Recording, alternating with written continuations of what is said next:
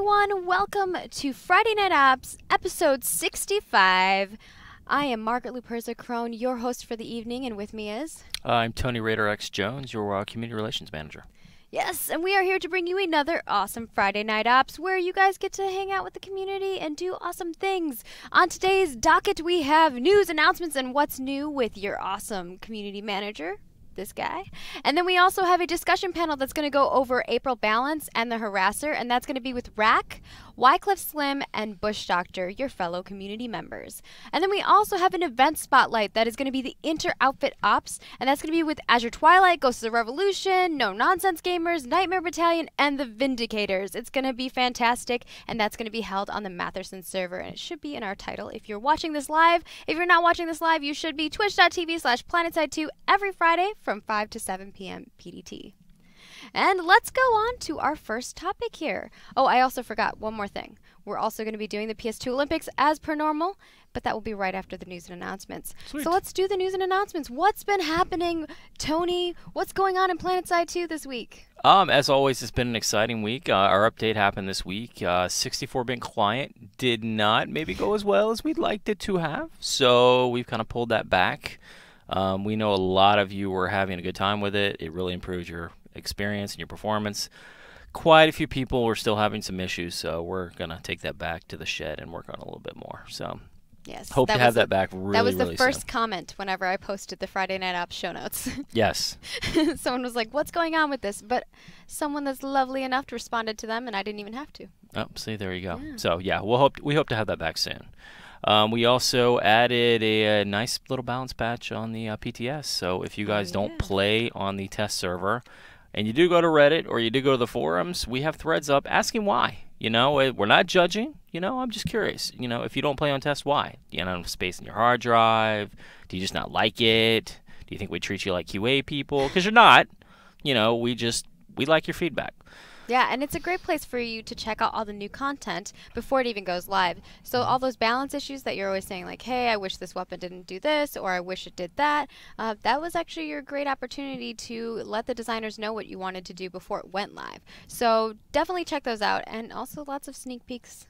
Yeah, there is. We've you got find some hidden Easter eggs in there. We've got wieldable knives on there right now that we're getting feedback on.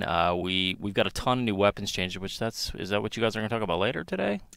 We are going to be talking about harassers and the April Bounds. I'm not sure what all is in the... Okay, well, it might come up. We have a huge list of things that we're going to be talking about, people. It's going to be exciting. A lot of secondary weapons are getting a balance patch, and you know, we obviously want your feedback on that to see how you feel about it. And we also have 3 new carbines on the test server. I believe the Vanny one had a minor issue that may or may not crash you out of the game when you used it. But hopefully that'll be resolved soon if it hasn't already. But we want your feedback on those new carbines. So yes, new carbines. Carbines are awesome.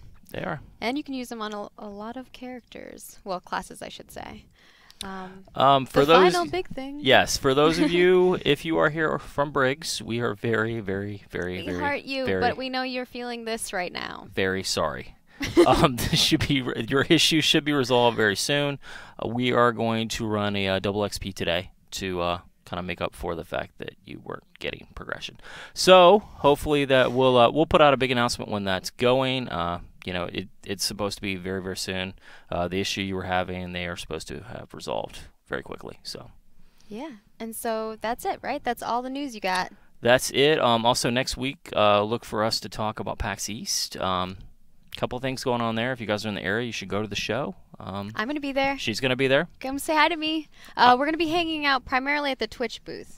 So definitely go check out the Twitch booth. We'll have more news on the exact times and whatnot. Right. And Higby will be there. Higby is going to be on Twitch Friday night. We'll announce times later this week, but Higby is going to be on Friday night. And yeah, it should be worth watching. It's going to be fun. Yeah. And there's a ton of people in the community who are going to be there. I've already seen Twitter lists of you guys saying that you're going to be there. So we definitely want to meet up with you, hang out with you, say hi. So that's like the perfect opportunity for you to catch me and Higby there. Tony won't be there, but he'll be there in spirit. No, I will be there. I'll bring a teddy bear that's like dressed there you up go. as you. Just bring me back some clam chowder or something. I don't know. Whatever. You want some clam chowder? I don't know. It's Boston. I'm totally going to bring you back a can of clam chowder and like hand it to you on the next Friday night. All right, there you go.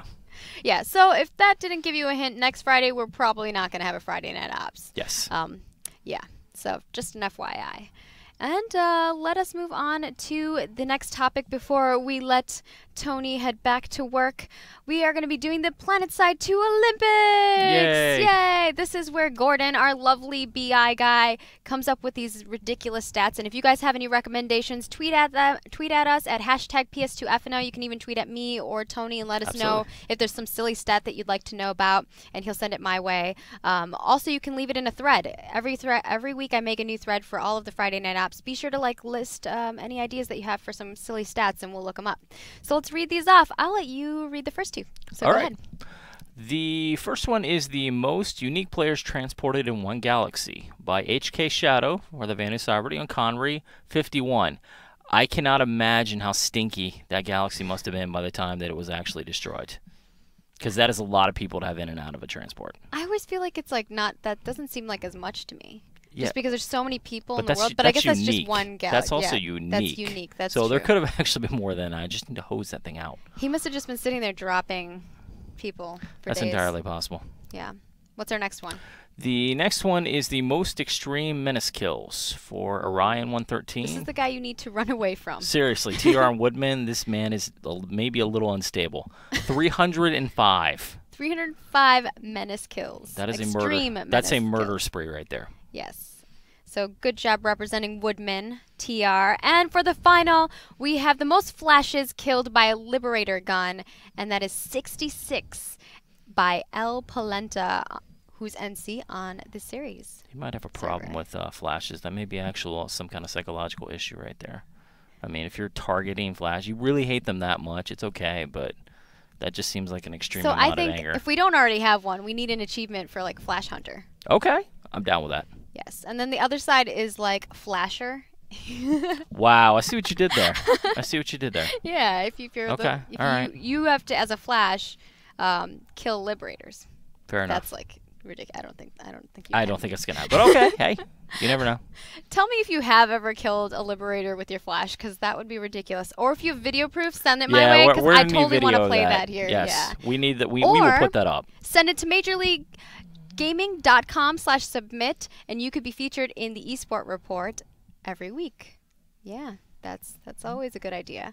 And we're going to let you go, Tony. But before I let you go, let people know where they can find you, where they can leave feedback for PlanetSide 2. Just about anywhere. I'm checking Reddit, checking the forums. You can tweet me at RadarX, at PlanetSide 2. Pretty much anywhere that you can find someone talking about PlanetSide 2, I'm probably lurking. So he's a creeper. He's taking over my job. I used to stalk you all, and now he's stalking you. Yeah, a little bit. Although I do stalk some of you still. You're probably aware of it with all the thumbs up, pluses, favorites. I'm still doing it, but I'm trying to do that more for the EQ2 peeps, and you know, just sometimes I can't help it. You guys make such good videos. They're amazing videos. They make videos that you guys write some really fantastic articles. Like recently I saw an article that was about like the top 10 reasons why you should play PlanetSide 2. Yep. Somebody from the community has recently gotten a writing job at, I can't remember what website that is. Do you know I don't remember off the top of my head. Yeah, I can't remember off the top of my head. If I remember, I'll add it to the links in the Friday Night Ops show notes stuff. But yeah, you should definitely check out all the awesome things that the community is doing. And before we switch over to our panel, don't forget to hang out for a moment and give him a nice Twitter follow at RadarX. And we're going to be switching over to the discussion panel that's going to be about April Balance and Harasser, and it's mostly about Harasser, so that's mostly what we're going to be talking about. All right, well, there are secondary weapons on the Harasser, right? Yeah, okay, there's some so stuff. They're going to be talking about the pre-balance stuff that has happened and what's happened, what's currently going on right now, and where they would like to see the Harasser in the future, etc. So that's going to be with Rack, Wycliffe Slim, and Bush Doctor. Stay tuned. We will be right back. Thank you guys so much.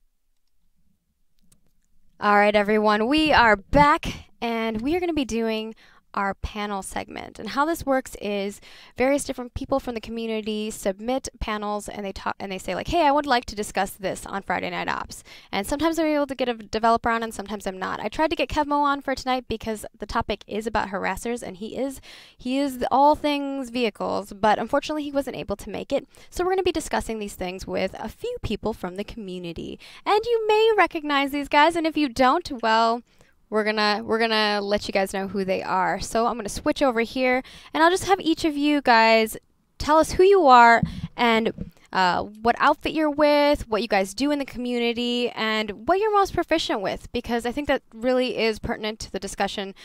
Well, to each of these discussions, we like to have people on that have different perspectives, but also are pretty well known for doing X or Y depending on the topic. And tonight's topic is April Balance, the harasser. So, Rack, why don't you introduce yourself? Let us know who you are, what you do, and all that stuff.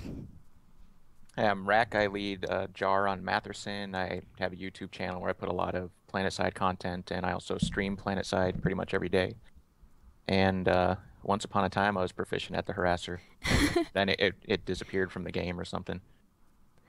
All right, and Bush Doctor? Hi everyone, I'm Bush Doctor. I play with Akus TR on Watersin. We are a liberator and harasser outfit. My passion is the harasser.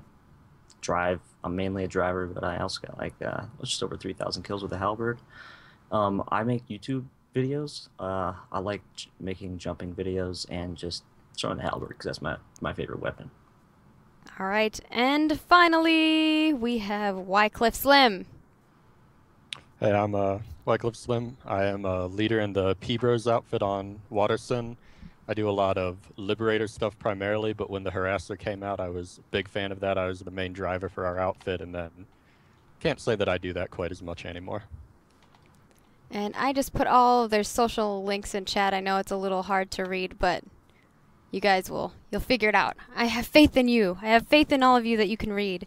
So let's start this up. Let's go with the current state of the harasser, how you guys are all feeling about it. Actually, no, let's go back. Before we did the changes, how were you feeling about the harasser prior to that? What roles did you see the harasser taking? And then maybe go into what you think the role is currently, in your opinion. Since you're on the main screen right now, Wycliffe, why don't you go ahead and tell us what you think? I mean, when it first came out, it was definitely a little bit powerful. I liked primarily doing it against infantry armor. You could do anything for it. But yeah, it was definitely a bit powerful for that. I did a lot of kiting armor. You could take on battle tanks, things like that with it. But really, again, right now, it's just you die really quickly. I know glass cannon would be described for it a lot without the cannon, but yeah. Just not as much fun as it used to be. You can't do anything like you used to. Well, you used to be able to just troll around in harasser groups and just bombard everything. It was a little insane, and I think everyone understood that and knew that something was going to be coming in place, but I think maybe they did a little bit too much, and that's what we're discussing here. So why don't we move on to Bush Doctor? How are you feeling? What are your opinions about the pre-changes and post-changes? Well, before the nerf, which is, I mean, everyone knows about the nerf, the harasser got seriously changed. Before that, first thing, I think it was fun. I think everyone thought the harasser was fun. For sure. Everyone would pull harassers, whether you're, an engineer or not. You're an infiltrator. You're trying to transport yourself, or you're going to go shoot tanks or infantry. It was always a jack of all trades, master of none, which is good, and it filled a good niche in the game. Since then, I think that most people would agree with Rack and Wycliffe here that no one really plays the harasser anymore. I mean, it's pretty cut and dry. You don't see harassers on the battlefield. You've seen a few people try to pull it out for like Com Clash, but it just never works out exactly how they're thinking it is. Especially when they only pull out one, it's not really going to be able to do as much. Yeah, with Ekus, we've a lot of people do infantry squads or air squads. We do harasser squads. We have harasser teams, dedicated drivers and gunners, and even reppers, and we go out as teams and we take out armor columns still. But it's you go through a lot of harassers, so you go through your resources a lot quicker. And before I move on to the next person, everyone's really curious about your dog. He's hopping around on the bed back there. What kind of dog do you have, and what's its name? He's a Weimaraner. His name's Walter. Aw. It's also my NCL. So if you see Walter out there on Watersend, you get killed by a lib, it's probably me. He's just a little antsy. So. Aw, it's adorable. All right, and next up, our final. How are you feeling? Well, before the nerfs, we ran the Harasser pretty much in an anti-vehicle role. And it was a lot of fun, the most fun I've had in PlanetSide. I pretty much quit flying and exclusively drove the Harasser because it was that much fun. And once the nerfs hit, it was, overnight, we couldn't play the same way we used to. Essentially, to be effective in a Harasser now, you have to sit on the edges of battle and vulture injured targets, and it's really not fun. And if you're going to play that way, you might as well just pull an actual tank and be twice as effective with half the resource cost. All right. And so now that you guys have gotten to hear the panelists' opinions on pre-changes and post-changes, we're going to delve deeper into what the current state of the Harasser is. First of all, I want to talk about what changes you guys feel need. Well, I guess first of all, what the current state is, you guys kind of all discussed already, so I don't really want to go over that again. But what changes do you think that we could do in order to help make it a little bit more easy to use on the battlefield, or actually more viable on the battlefield in general? Maybe go over a few lists of what you think would be good, maybe one or two, and then we'll kind of discuss each of those. So Rack, since you're already on here, why don't you give us a couple of your opinions, and then I'll let these guys comment on those, and then we'll let them each do theirs. Primarily the turbo, it needs to be reverted to its previous state. That's absolutely has to be done. There's no ifs, ands, or buts about it. That was the bread and butter of the Harasser. And without that, it doesn't have its mobility, which is its main survival tool. Other than that, I'd like to see the backseat repair buffed to 50% of what it used to be. It was ridiculously overpowered before. There's no argument there.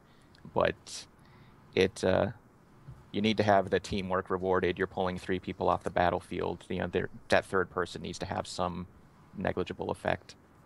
Yeah, and that's something that we had talked about in the past with Liberators as well, because we'd had a Liberator panel recently, is that you do have 3 people in that vehicle.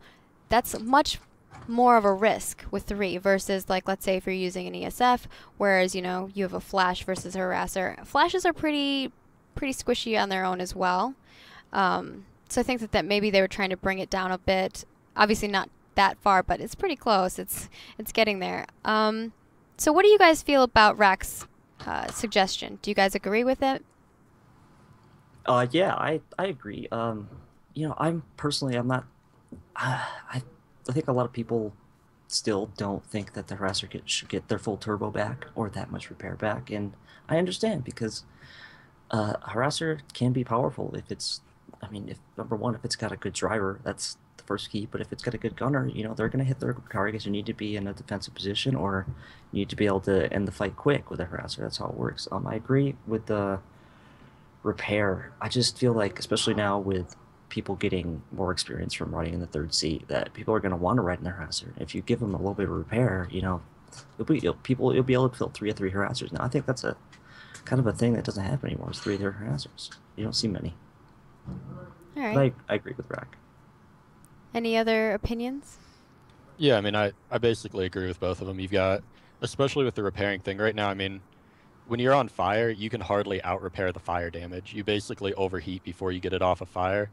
That backseat repair is really kind of meaningless right now. If you give them a little bit back, you're really going to be encouraging that 3 of 3 again.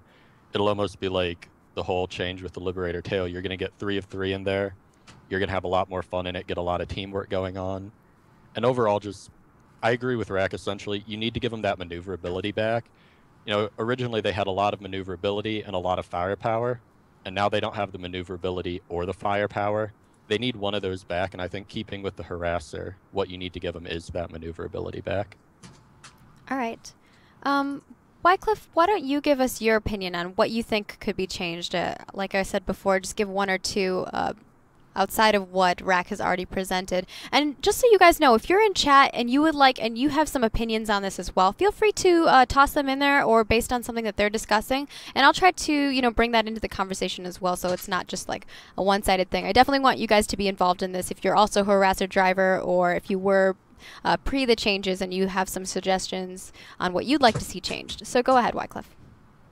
Yeah, I mean, I think my biggest thing right now is it is a lot better on test server right now. It feels like they lowered the gravity a little bit on the Harasser. You can't flip it quite as easily. I'm really still very good at flipping it, though. But what I'd really like to see is not taking so much damage when you flip it. You've got the whole roll cage around it. It would be nice if there were a way to not die when you flip your Harasser. I think it would add a lot to the fun of it. You'd be able to do that crazy jumping, flipping, getting away from the battle, and not worrying quite so much about being on your head and now you're completely blown up. All right. You guys have any any opinions on what he just stated? Yeah, if I could chime in. Go ahead. The whole flipping mechanic is kind of touchy because a lot of people flip harassers. A lot of people flip all vehicles, but I think that you should be punished if you flip your harasser or you hit something that you shouldn't, or jump off a huge cliff and land on your roof. You shouldn't be able to just instant kickstand magic poof and you're back on your wheels. I'm not saying I know exactly how to make it work better, maybe reduce a little bit of the damage, but is that something that would happen overall to all vehicles? I'm not sure. It's the turbo is one thing that when you flip upside down in a harasser, the turbo is the main thing that you need to time perfectly, and you're repairing to be able to flip your harasser back over. Because if you're upside down, you can hit your turbo again and get it back up if you hit a bump just right. So. All right. Rack, you have an opinion on being able to flip your harasser back over? Yeah, I'm kind of with Bush Doctor on that. As much as it sucks to have an epic run ended by being flipped upside down, you need to be punished for it. I think everyone in chat is saying that they're like, flipping your vehicle is not, it's not specific to a harasser, right? It could be any vehicle that you're driving. If you go down a hill improperly, or you take a bump incorrectly and you land a little bit oddly on one of your wheels, you're gonna have a chance to flip based on what you do in reaction to that. So it's not necessarily just a harasser type of thing. But Maggie, do you have? Could, go ahead. I think that's kind of true, but I think it's different for tanks because they have tracks, and they're not be able to hit left, right, midair and rotate their harasser like the harasser can. It's true. So that's just a little bit different with the physics of the harasser than the tanks. That if tank and tracks goes off clips and flip, he's not able to balance himself midair. So yeah, that's true. That's what makes it a little bit different. That's something to think about. True. I guess the most similar to the harasser would be the flash, right? Yes. Yeah. In the sense of like wheels and how that would work. Mm-hmm. A lot of people in chat are agreeing about the turbo, but Bush, I'm going to give you a chance to kind of say what you think as well. So what are your one or two things that you would recommend to change in order to make the harasser a bit more viable? Number one, the turbo. On the test server, turbo is now passive, which the boys and I here were going over our notes last night, and we saw each of us had written down an idea to make the turbo passive, and Rack hopped on the test server, and he's like, hey, guys, turbo's passive. Come check it out. So we hopped on there and messed around, and that seems to work. And what that does is it opens up the other slots, and you'll be able to use smoke to prevent lock-ons or fire suppress. I think that's really interesting. I think that that's a good idea. Another thing is I feel like harassers are weak against air, and if there's any way to change, I'm not trying to give the harasser too many buffs in too many areas all at once. Yeah. Which maybe we should, because they took a lot away from the harasser all at once.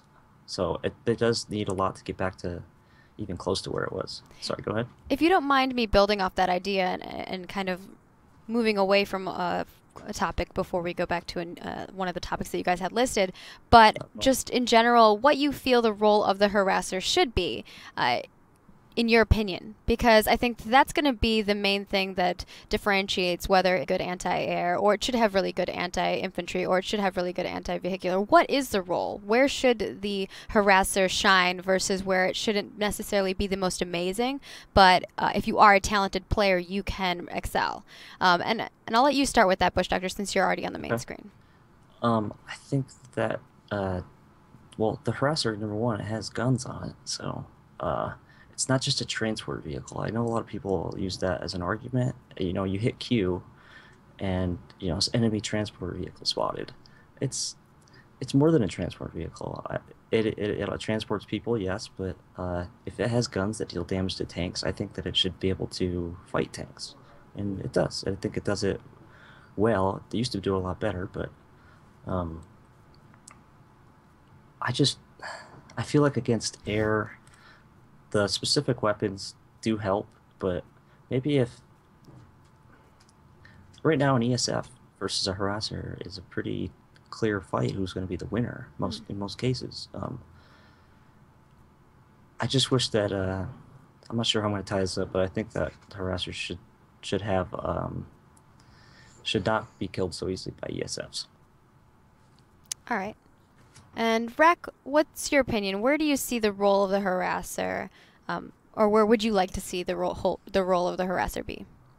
I'd like to see its anti-vehicle role returned, not to the state it was before, where you could, stomp on tanks. But even then, you had to know what you were doing to be able to dodge the tank shots, position yourself. You had to know the terrain intimately to not flip yourself over while dodging tank shots. But yeah, I'd like to see it be able to actually try to attack an MBT without getting blown up in 2 shots. Okay. And Wycliffe, what about you? Oh, sorry. Go ahead.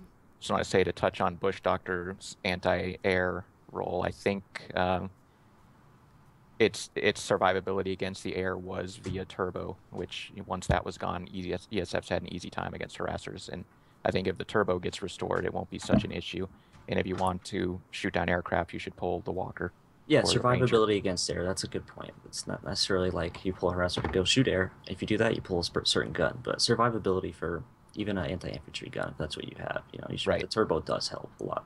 Yeah, even if it's just maneuvering out of the way, right? It doesn't always have to be necessarily that, oh, I'm really powerful against everything. Exactly. It all comes back to turbo. Wycliffe, and what's your opinion? Where would you like to see the role of the harasser? And yeah, maybe we want to build off anything that Rack or Bush has already commented on. Yeah, I'd definitely like to see it a bit more effective against armor. Again, obviously, not back where it was before, where you could just go stomp all over 2 of 2 main battle tanks. But right now, you basically got the problem that an AP tank, if the secondary and primary gun hits your harasser at the same time, you essentially blow up. The fight's over right there. They need a little bit more survivability against that. Maybe that comes in the way of turbo. Turbo would help, again, like they were saying, against the air. Before, if you got attacked by an ESF, you usually couldn't shoot them down unless they were incompetent. But you had that turbo and that survivability that you could get under cover, you could get away from them. And right now, I think a rotary will almost one-clip you. And like they're saying, it all comes back to turbo again. You take away that turbo and you're taking away the maneuverability of it and just the most powerful trait of the harasser. Before I move on to another topic, I want to build off of this too, because I think that turbo seems to be like the main thing that everyone's talking about, whether it's in chat, whether it's here. I have seen a couple people in chat mention that they think that the harasser's maneuverability isn't really a problem.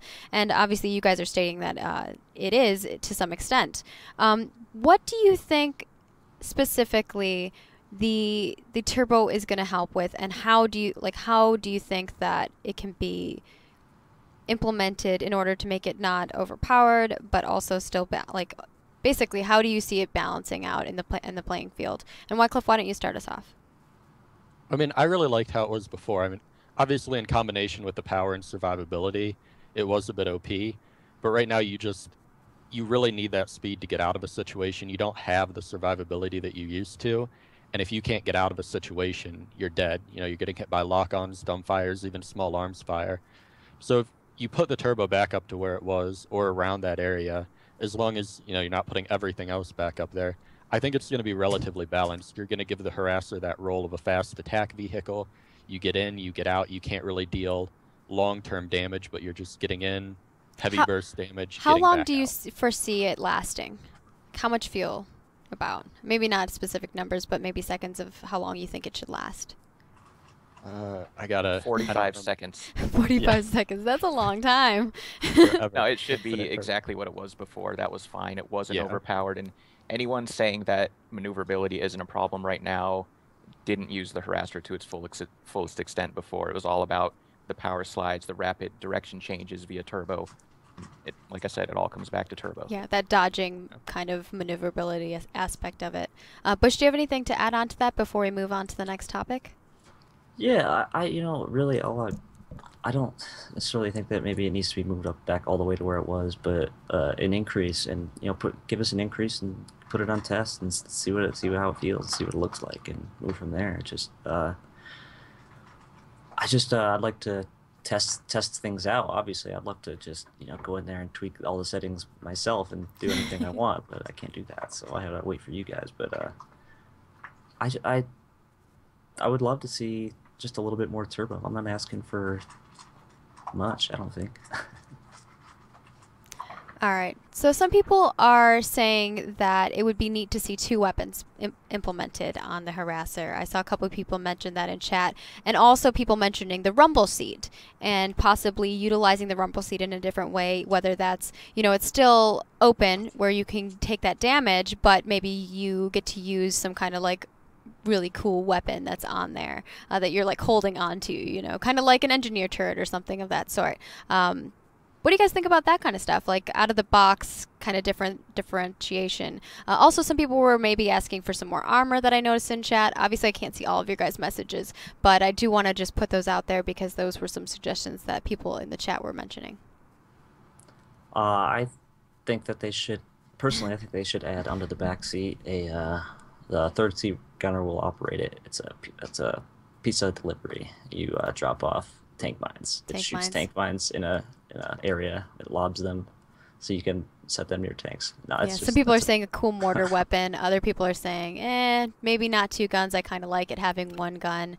Yeah, but if anything, adding guns, I would give, just because I'm a driver probably, but I would be able, the driver be able to shoot something that's directly in front of him, similar to a flash. Yeah, because right now sorry, I didn't mean to interrupt. Right now the Harasser, the pilot, or I guess not pilot, the driver can only drive. He has no weapon. His job is just to make sure that he's consistently watching and dodging for things, giving his gunners a really good spot to fire at people, right? That is a lot of work too. Yeah, it is a lot of work, and anyone from the old school Planet side really was excited to see a vehicle that was like that, just because in the original Planet side, pretty much all of the vehicles had that, where the primary driver was just a driver and he didn't do anything else. So it's very interesting. I want to move on because we still have a couple more topics here, and we might actually have time for Q&A, so you guys can continue to comment on things. I'll try to pull, different comments that you guys put in chat, but sometimes the chat goes too fast and I can't read it. So the next thing that we're going to talk about is what can the Harasser currently do, and what do people do with the Harasser that maybe isn't necessarily like combat related, or isn't necessarily what you would think the Harasser is used for. Why don't you start us off, Bush? Well, I'm personally a big spokesman about this. If you check my YouTube, you'll see a bunch of jumping videos. I played with Nuck for a while. I did the competitive thing, and I quit. And I took my Harasser, and I went to the hills of Amarish and just jumped. I didn't get any certs or kills for a month, and I just climbed and jumped and started working on videos. I had a blast. I tried to get other people into that, and met a lot of people through networking on PlanetSide that just like to go out and jump. There's mountains, and Indar is great. There's lots of hills and rocks and stuff like that to jump off of, and it never gets old. How many videos have you seen on PlanetSide of people or outfits holding Harasser races? Yeah, tons of people. I mean, I've been part of that as a victory thing, right? We win a biolab alert or something fun like that, and then we go for a Harasser race. I know, like, a lot of people in chat will freak out in command because they're like, "Oh, you're not, utilizing your time properly, and you're ruining it for everybody else." I'm like, but the point of it all comes back down to it's entertainment, right? It's supposed to be fun. Yeah, for the players that don't like the cert grind and the score grind, like me, it's fun. I just think that flashes should be considered in that conversation too, because there's turbo on it, basically. They like to do flash races and jumps and stuff like that too. So yeah. So the development team is consistently, you'll notice in different areas, they'll put like some good jumps for you guys to utilize. Maybe they should implement some kind of system. Obviously, this isn't very important because it doesn't affect like the actual meta game. But it would be kind of interesting to see. I don't know if you guys have played any of the other games where you get kind of cool bonus stats or awards for doing like a 360 in the air and landing, things like that, kind of like cute little tricks. Let's move on That should be the Planetside Olympics. the Planetside Olympics. Rack, what do you think? What kind of things do people utilize the Harasser for that maybe aren't necessarily combat related, or even if they are, what do you think they currently use the Harasser for right now? They use it a lot for running over me when I'm on their team, and delivering enemy very conveniently, or delivering certs very conveniently to the enemies, and it's really about it. I don't see people using it other than as a joke, or, you know, sometimes I'll pull one just, you know, trying to relive the glory days, and it always ends in frustration. But yeah, like Bush Doctor said, it's always fun to pull it out and ram it into obstacles and off of mountains just to see what happens, and it's usually hilarious and fun. So. Larry Loadseeker is saying, when my squad is about to jump into a heavy battle, we all touch helmets for good luck. It just kind of cracked me up. I wanted to put that out there. Wycliffe, what about you? What do you think about this topic? I mean, I think Bush kind of touched on it when he said, you know, he went over to Amherst for a month and just drove around. The primary difference now in what people use the Harasser for in a fun way is most people just play around with it now. You know, they're not going out into combat and having fun with it. They're more of having fun with it with Harasser races and getting squashed by, say, Swick and his Galaxy and other people like that. So it's kind of changed to more of playing around with it, messing around, and I think we should definitely encourage that, but, you know, bring that fun back into the combat of it too. Yeah. It's interesting to hear people talk about how they utilize the vehicles in a non-combat way, because I think that can be really important, but at the same time, combat is fun, and that's what we want you guys to be a part of, right? So we need to figure out better ways to allow you to initiate and be in part of that. And so that's why I really wanted to know what you guys thought about what the current role should be versus like what it currently is. Let's move on to the next topic here, which is like, how did these changes impact drivers specifically? And then we'll go over how it impacted passengers. So let's start with the drivers. How do you guys think that it impacted them? Let's start with you, Wycliffe. You're already on the big screen. All right. This is actually pretty relevant. I basically drove the Harasser all the time. I think I've got like 3 times as many ram kills with it as I do with actual weapons, because I was the first one in my outfit to cert it out. I had a ton of fun driving it. It was just a load of fun. Even though you didn't have a weapon, it was all the challenge of putting yourself in the right situation, getting away from people. It was a lot of fun, and again, now you don't have that. You don't have quite as much opportunity to mess up because, again, you get hit by that 1 AP round, and you're down to half health. So for drivers, you have a lot more trouble, and I can't really find gunners anymore. People don't want to gun in the Harasser, so you don't have quite as much fun driving it, obviously, with a solo Harasser unless you're just driving around. So it took away a lot of the community between drivers and gunners with reducing that effectiveness of it. All right. Any of you guys have anything to comment on what he just stated? Nope. All right. Yeah, I will. Go ahead. A lot of times this is true with libs and with tank crews, but when you're out playing and you see, for example, I'm going to use Waterson because I know it. You see Clipdale, you might know who his gunner is. I hear colors, you might know who his pilot is. Those teams, they exist with the Harassers, and there's a lot of opportunity for drivers and gunners to show their stuff. And the more you play the Harasser, and I know nobody's playing it right now, but the more you play it, you know, the more recognition you get, the more people see you out there, and the more people you kill. And you can use things like stats, Dawson Fall to track your stuff on there. I just feel like there's a lot of camaraderie between and synergy between a gunner and a pilot or a gunner and a pilot whenever you team up. Oh, for sure. Any vehicle, and that applies to the Harasser too. So. But I would say especially in a vehicle where the pilot doesn't have, or the driver doesn't have a gun, right? Because then it's all about communication. If they're, if the driver or if the gunner's like, hey, I see something here, I spotted it. Some people were mentioning that they'd like to see like a radar scout or a scout radar on the Harasser as well, or something that would help maybe, with that communication as far as like mini-map awareness and stuff. But yeah, for sure, I can see that. I feel like with the Scout Raider, because you're saying it's becoming something passive. Is that a suggestion that you were talking about? I think that's what they meant in chat. Yeah. Isn't that on test right now? No, I don't think so. I thought I saw something about that on there. I don't know. I might be completely wrong. See, I think that Giving the that, community false hope. Wycliffe.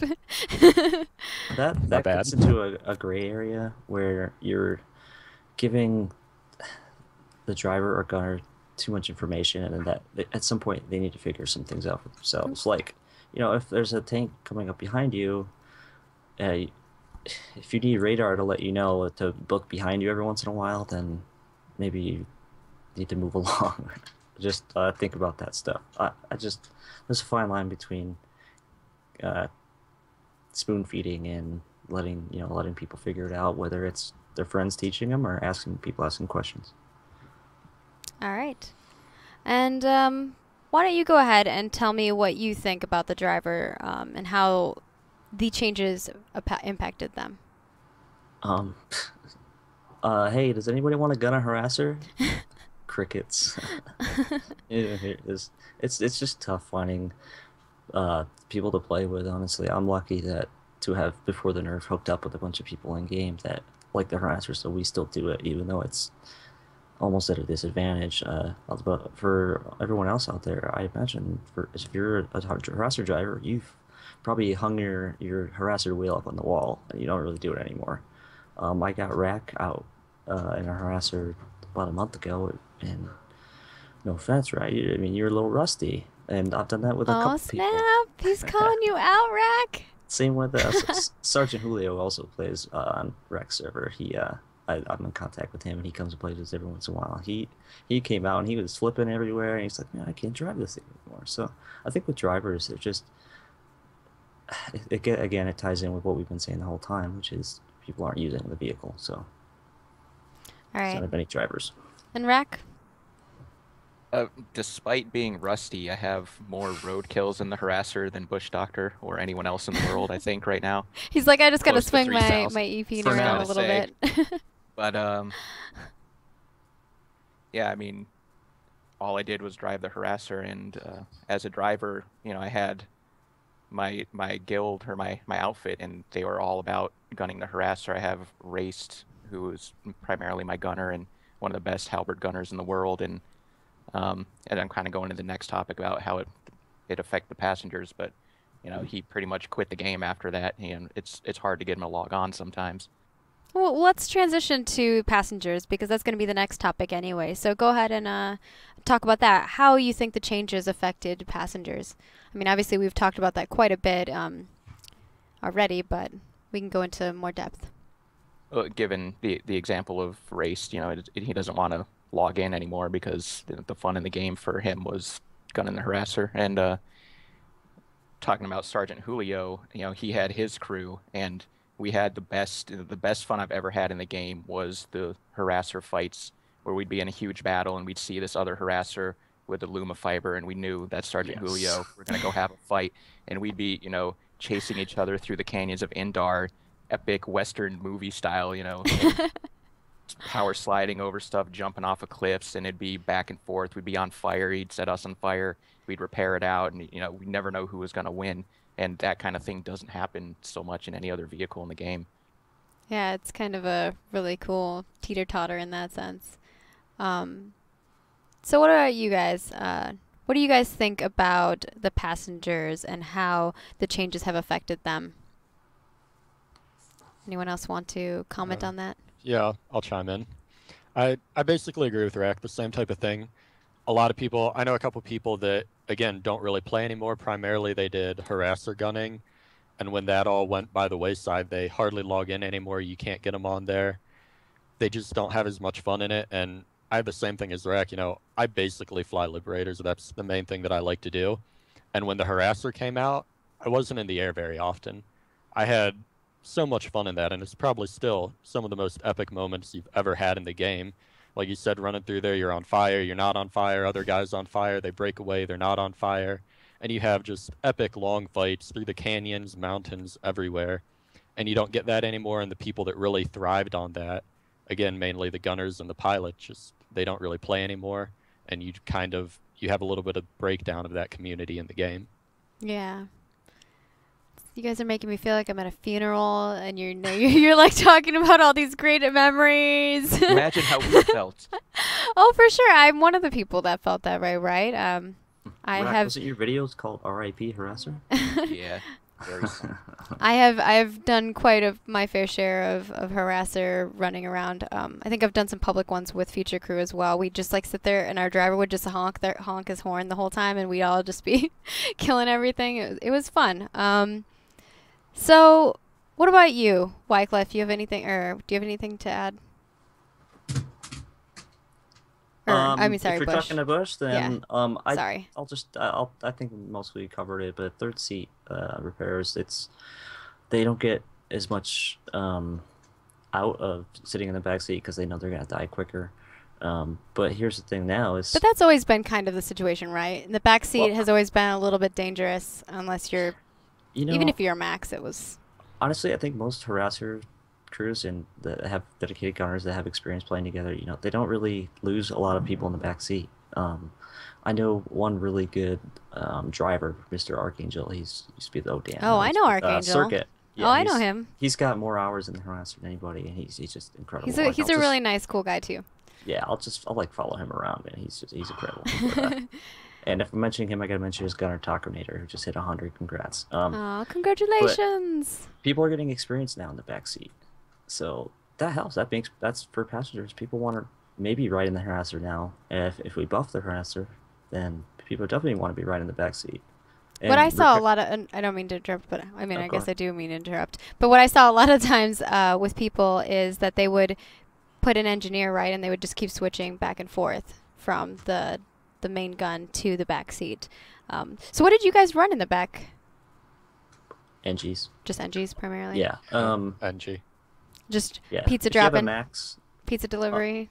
that's really picked up. That's past. Yeah, okay, that's another thing to talk about. That for harasser crews, tank mine kills have been huge since the patch. I mean, a lot of times we didn't really have to lay tank mines because we could do pretty good against tanks and other vehicles. So we didn't rely on tank mines as much. Now we know we can only take a couple hits, so we do a lot of baiting and luring and kiting and tank mine traps. We find choke points between trees and try to kite the enemy through it. And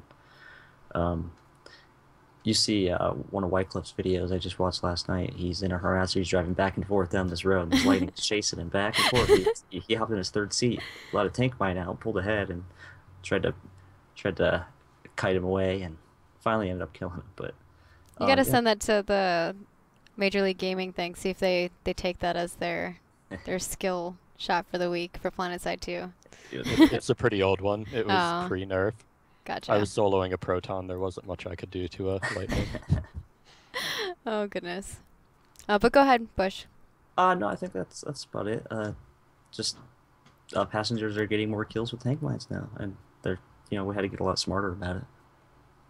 All right.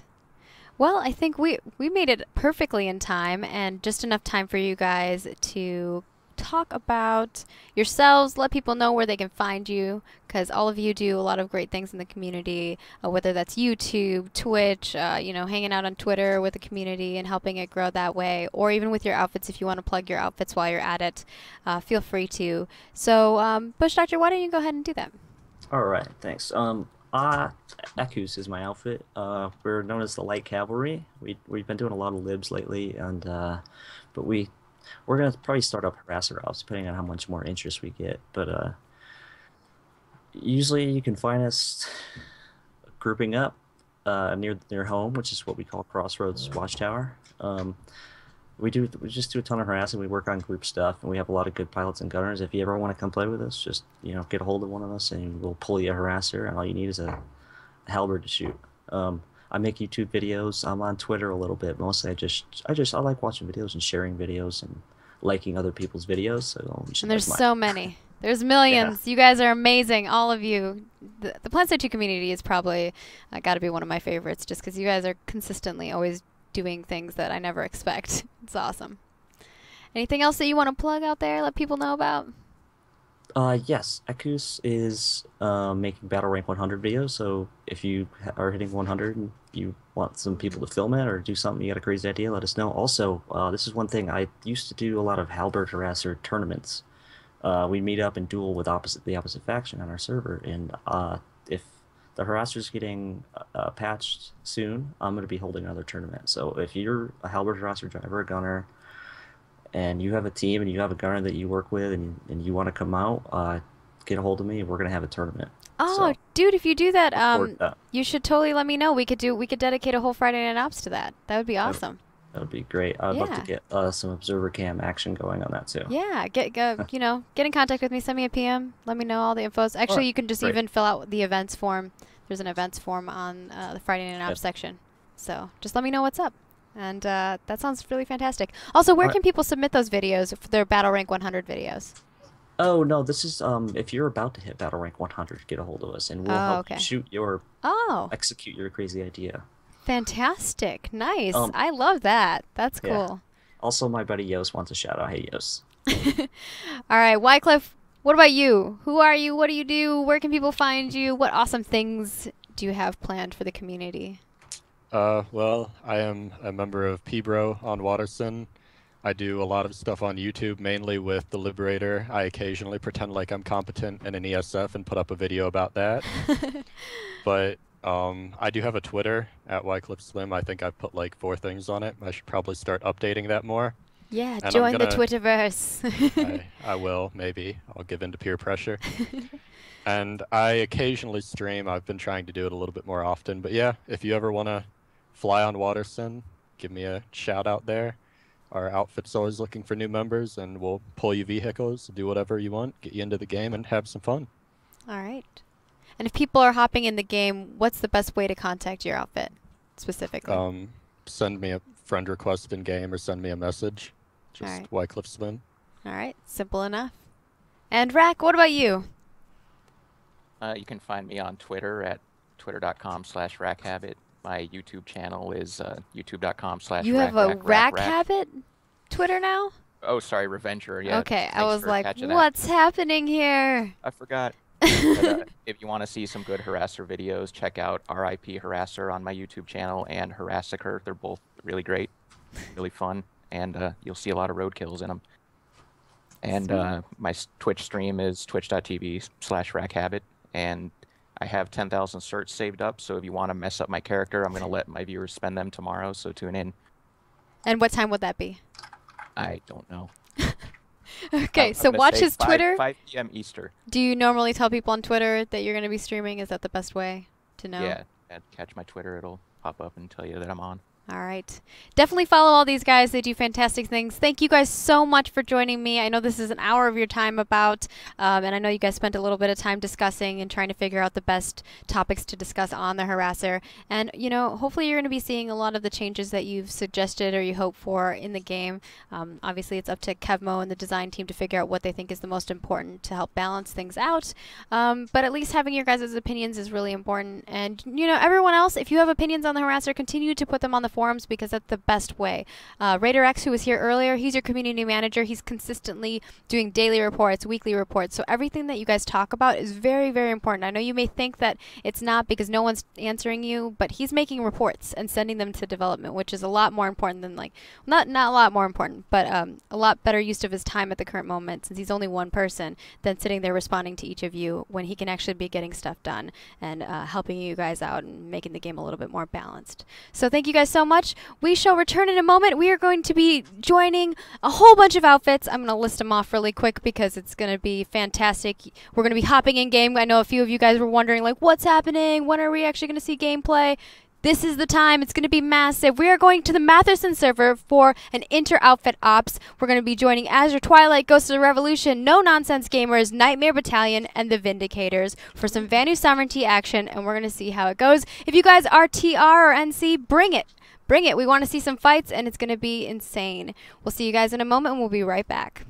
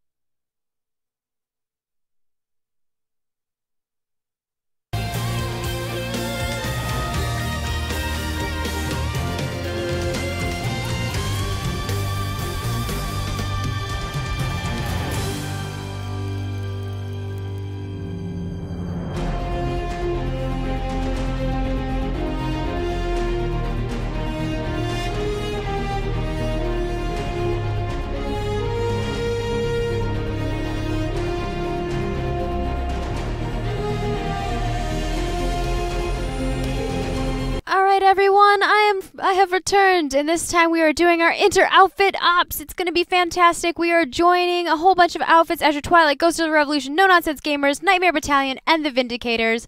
I'm going to introduce them right now. Let's turn up the volume. How are you guys doing this evening? Pretty well. Pretty good. Fantastic. Thank you. Sweet. I am in-game. I think I just got an invite from Comrade. That's the correct invite, right?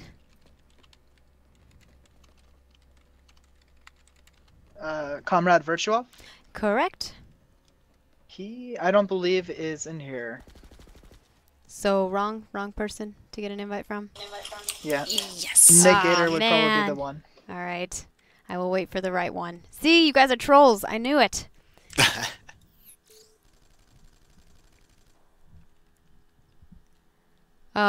And guess what happened again? Someone's messing with my chroma keys.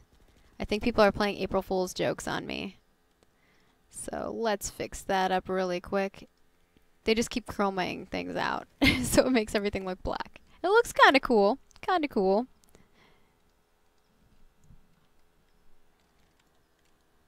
Still waiting for the invite, but why don't we just go ahead and I got invited by Greymort. Yeah, that's my squad leader. All right, sweet. That was not who you said I would be getting an invite from. Lies and slander. I'm just quicker at typing. What outfit? I mean, what faction? Oh my gosh, I can't even talk. What continent are we going to? We're on Esmer at the moment for the alert. All right, let me hop on over that way. I'm gonna use the normal people route. You go up to one of these things, hit E, go to Esmer. Fantastic.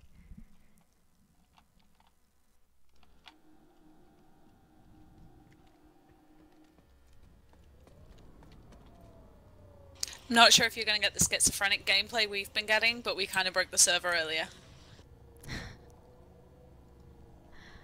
Oh really? How did you manage that? We sent 200 maxes through a biolab teleporter and Matheson just went... Alright. That'll do it. I could see that doing it. So I'm hopping in here with an observer cam. This is a developer tool. We usually use this for events and whatnot. It's pretty awesome. It gives me the freedom to do kind of whatever I want. And I'm going to be observing all the things. And as long as you guys keep the waypoints up, I'll be able to follow along with what's happening. But why don't we kind of introduce everybody? I want each of you guys to tell us who you are and what you do and what outfit you're with, because we have people from all kinds of outfits. I believe we have all the leaders of each of them. So go ahead and go through that.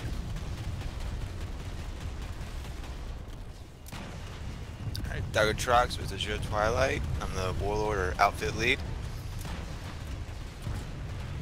I'm Kitten. I'm also with Azure Twilight. I do all of the PR and social media for us. I'm Nathul. I'm from Nightmare Battalion. I'm the co-founder. I'm Slay Optic. I'm an officer in the Vindicators outfit. I am Robo. I'm the outfit leader of Ghost of the Revolution. I'm Jama. I am leader of NNG. And there you have it. Gamers. That's the crew that's hanging out with me. In the chat here. Why don't you guys let me know what is this inner outfit thing? Is this something that you guys do often, or is this something that you just, you know, spur of the moment planned tonight? Tonight's actually the first night, but it's something that we're hoping to continue on a regular occasion once a month. But it was actually conceived by Einstein from NNG. He can't be in the channel because he's under 18, poor lamb. But he registered on every outfits forums and was like, hey guys, do you want to do this? And we're like, yeah, cool, let's do it. So blame him for breaking the server. Very excited about it though. Yes. Yeah, should be fun. So is this your first like alliance ever, or have you guys all been kind of communicating throughout the year of PlanetSide so far? We've been doing it for a while. Yeah, I would say even as far back as PlanetSide 1. Yeah, we actually, most of us agreed to go on to Matheson before PlanetSide 2 was even sort of in tech. Because we've played together in PlanetSide 1, on the various servers, and then they all got merged into Gemini, and it was a case of, we like each other, let's go this way. Yeah, and I was actually going to bring that up because a lot of you, I mean, all of you are OG PlanetSide 1, you know, outfits, and you guys have been rolling together back in the day. I remember on Emerald, I saw all of you. At this point, it'll be 10 or 11 years for some of us, yeah. Well, Nightmare's only been here for a year, but I was with Bam back in the day. Sweet, sweet. So let's start off with, since this is your first time, what is the strategy here? How are you guys communicating? Maybe what is the command setup? Because I know I get that question a lot whenever I run these kind of ops nights, and people are always curious about like how the command structure is.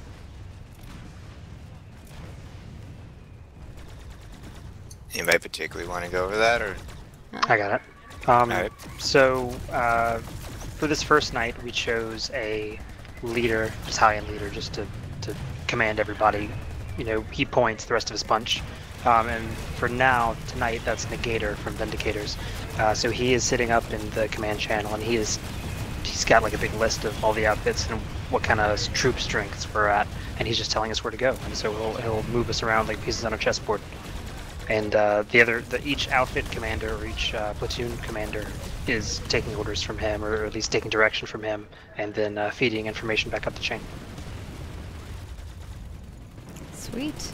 And if you guys have any questions in chat, feel free to drop them here, and I will try my best to reiterate things so that people can answer them. I don't know if you guys have anyone in chat particularly answering any questions. Looks like you have quite an NC force coming for you. Yes.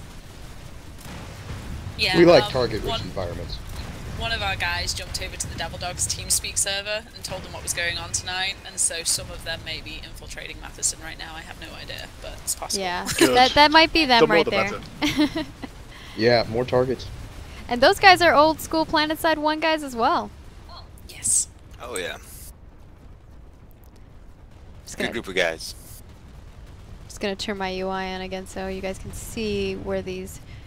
So how many platoons do you have running, and if you want to answer both of them, and also how many people do you guys think you have all together right now? Well, we could do some quick math. I got 3 squads up. So how many does Goder have? Goder has 3 squads. And then Vindicators? Vindicators have 3. And then Nightmare? We currently have 4. So that's anywhere between 100, 120, 140. And I know AT's running 3.5. We have a recon squad, armor and air as well going, so. That'd be like 160 then, ish. Yeah, roughly. Tasty. Just a few people. Spandex overload on Matheson. I'm actually going to show off the map really quick. The population on Esamir is fairly even. You have 33% across the board, and the map is fairly evenly divided as well. So this is going to be a very, very interesting fight. Currently, we're in a position where, you know, you have these 2 border lines. The NC are strongly holding Esamir mining operation, and the Vanu are trying their best and their darndest to push from the Esamir Munitions Corporation. So what do you, I know you guys might not want to divulge too much of your strategy, but what do you think is your strategy moving forward onto this next base? Something to note that they have been utilizing these hills up on both of these roads, and that's great because you have all these high points, but also it makes it a little difficult. We have seen some tanks and whatnot trying to make their way on this road, which is fairly a death trap because you have these high ridges where these guys can just hit them with heavy assault, which we've been seeing. Yeah, definitely. The NC are definitely utilising the terrain to their advantage. That can be said for sure. Right now, I think we're just trying to outflank them. Combine that with the warpy lag that we're getting right now. It's comical. Some people are talking about in chat that SOE live registration is in fact live. Wow, 2 lives at once. But yes, everything is live. Go! make sure you hang out and come out to SOE Live. How many of your guys have been out to SOE Live? I know I've seen a few of you. Quite a few of you. I gave you I went last year. It was definitely a great time. Yeah, I think you met one of my friends that lives near me as well, Maggie, Mike. Yes, yes, I did. He's a very, very nice fellow. I got lots of photos. Yeah, he brought me some souvenirs back, so I'm eternally grateful. And he literally came back towards my birthday, so he was like, birthday present! So it was pretty cool.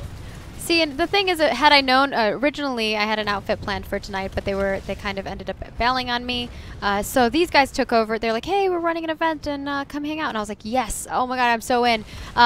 If I had known prior, I don't know what shirt I would have worn, because I think a ton of you guys have given me a shirt. I'd have to like wear a layer and just show off like parts of it. Colour T-Ray and change shirts throughout the broadcast. Yeah, I don't know if I'd be able to get away with that. I'd have to like go off screen and then come back. Or maybe I guess if I had a tank top underneath or something.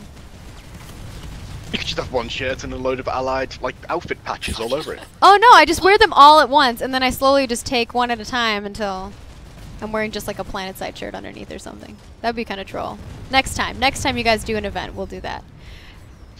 So I'm seeing some smoke being utilized. That's on your guys' side. What is the strategy with that? Is that just kind of pointing out that, hey, there's some tanks over there? I think we tend to use smoke as something that is either going to cover us as we try to flank, or is going to be shot at the enemy to hopefully cover our advance. But it's definitely used as a masking procedure. We don't really use it to highlight, hey, look over here. More of a tactical defense or offensive tool. Alright. What are you guys planning? I saw a lot of infantry running from you.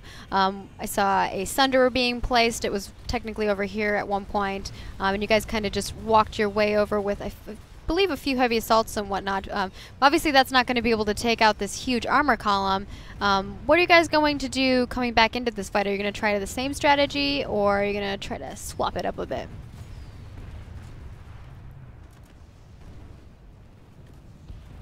I think that's definitely an interesting question for Negator. I wish he was in here. Well, and none of us really have contact with our platoons at the moment. We don't know their exact strategies. Well, oh man. Yeah. I mean, I think Field Marshal von Negator is juggling about 50 plates at the same time at the moment. Yeah. Well, by the looks of the map, it looks like we have a solid squad flanking. Yeah, so, and I'm only in one of the platoons, so I don't see what everyone is doing. I guess I could kind of like roam around and try my best to check it out. Yeah, it's actually working because it's pulling armor away there from the munitions corp. Looks like currently we got our forces kind of split. Some of us are at Invari holding back the TR, and some of us are trying to hold back the NC at Esmir Munitions Corps.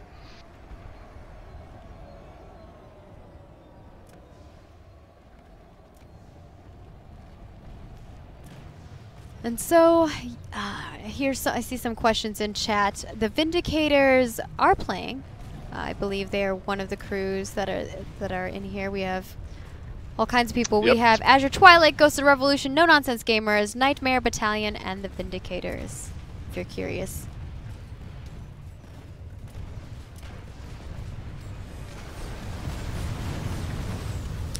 For those of you asking what kind of smoke I was referring to, I was not talking about smoke grenades or anything like that. I was actually talking about specifically the leadership smoke. Yeah, we use those to mark objectives. Yeah, and that's why they were saying that you might not have understood what I had meant, because there's lots of different smokes. Maybe I should have just been more clear about what I was asking. Yeah, they certainly do light up enough to point out objectives. We can use them as infantry rally points as well. For example, because we tend to use our waypoints as a go-to or a highlight for a fallback. but we can use our smoke for, you know, if you're moving across open terrain, you move to that rock that the smoke's at, so on and so forth. Because especially on Esamir, it's kind of a nondescript continent, and it's difficult to direct people otherwise. The control console has been taken. And PAX is next weekend, for those of you asking. It is next weekend. So if you are planning on going, you should definitely meet up with us. Higby and I will be there. It will be lots of fun. I believe some of the Vindicators showed up last year. Yeah, we normally have a contingent to go to SOB Live, PAX. Our guys get everywhere. Are you guys planning on going this year? Oh yeah, yeah. It tends to always be the same group of guys as well, the ones who can actually afford to go. Fun, fun. Does that mean not you, Sky? Yeah, no, I can't afford to cross the pond. Yeah, I'm in the same boat.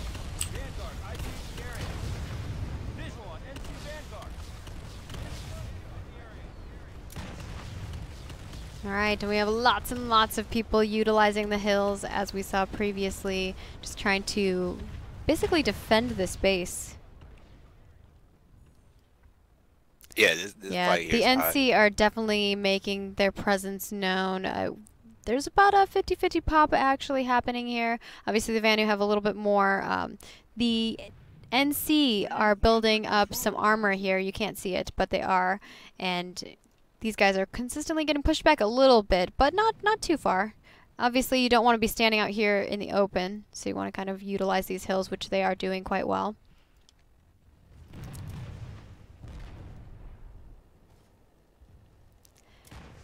So I guess since this is your guys' first big ops tonight, which I think is really cool that we get to follow you along, what were kind of the first issues that you guys had trying to set this up? Or were there none at all? I can remember a lot of us trying a couple of different times. We've had 3 or 4 different things come across the table over, the past year. And then this one's the one that sort of stuck. Yeah, definitely. And there's been a small logistical problem with, you know, everybody using different types of VoIPs and having their own VoIP and so on and so forth. Some people prefer TeamSpeak, some people prefer Mumble. And it was really deciding, you know, where we were going to stick the leadership, how the leadership were going to be able to lead and still communicate with the troops on their own VoIPs at the same time. And so that became a little bit of a marathon, but we managed to sort it out. So glad I wasn't involved in it, because it was far too complicated. I could see that. You know, communication is key. That's what you guys have to be able to utilize in order to basically tell one another, hey, this is what we're encountering, we need backup here, or why don't you guys take this flank while we take the other. It's very, very important. So I can see that being the first problem. What would you guys suggest to other outfits who are maybe wanting to do some type of alliance on their servers? Any tips? Use command chat, be polite, you know. Yeah, respect goes a long ways. Definitely. Voice communication in general is a must. And I mean, some outfits are fine using the in-game. I think Nightmare mainly uses in-game, which is fine. They make it work. But some sort of voice chat is really the only way in PlanetSide 2. It's too fast-paced for a text-based communication system. Definitely.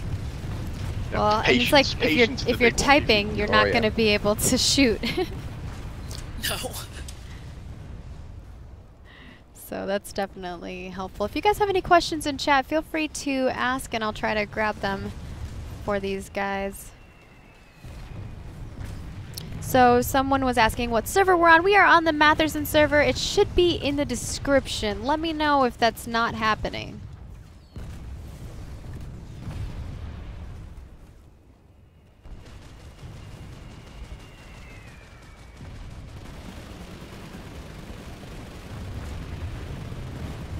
Yeah, Lady Shade makes a good point. Picking 1 or 2 reps so that you always have the same people talking to each other.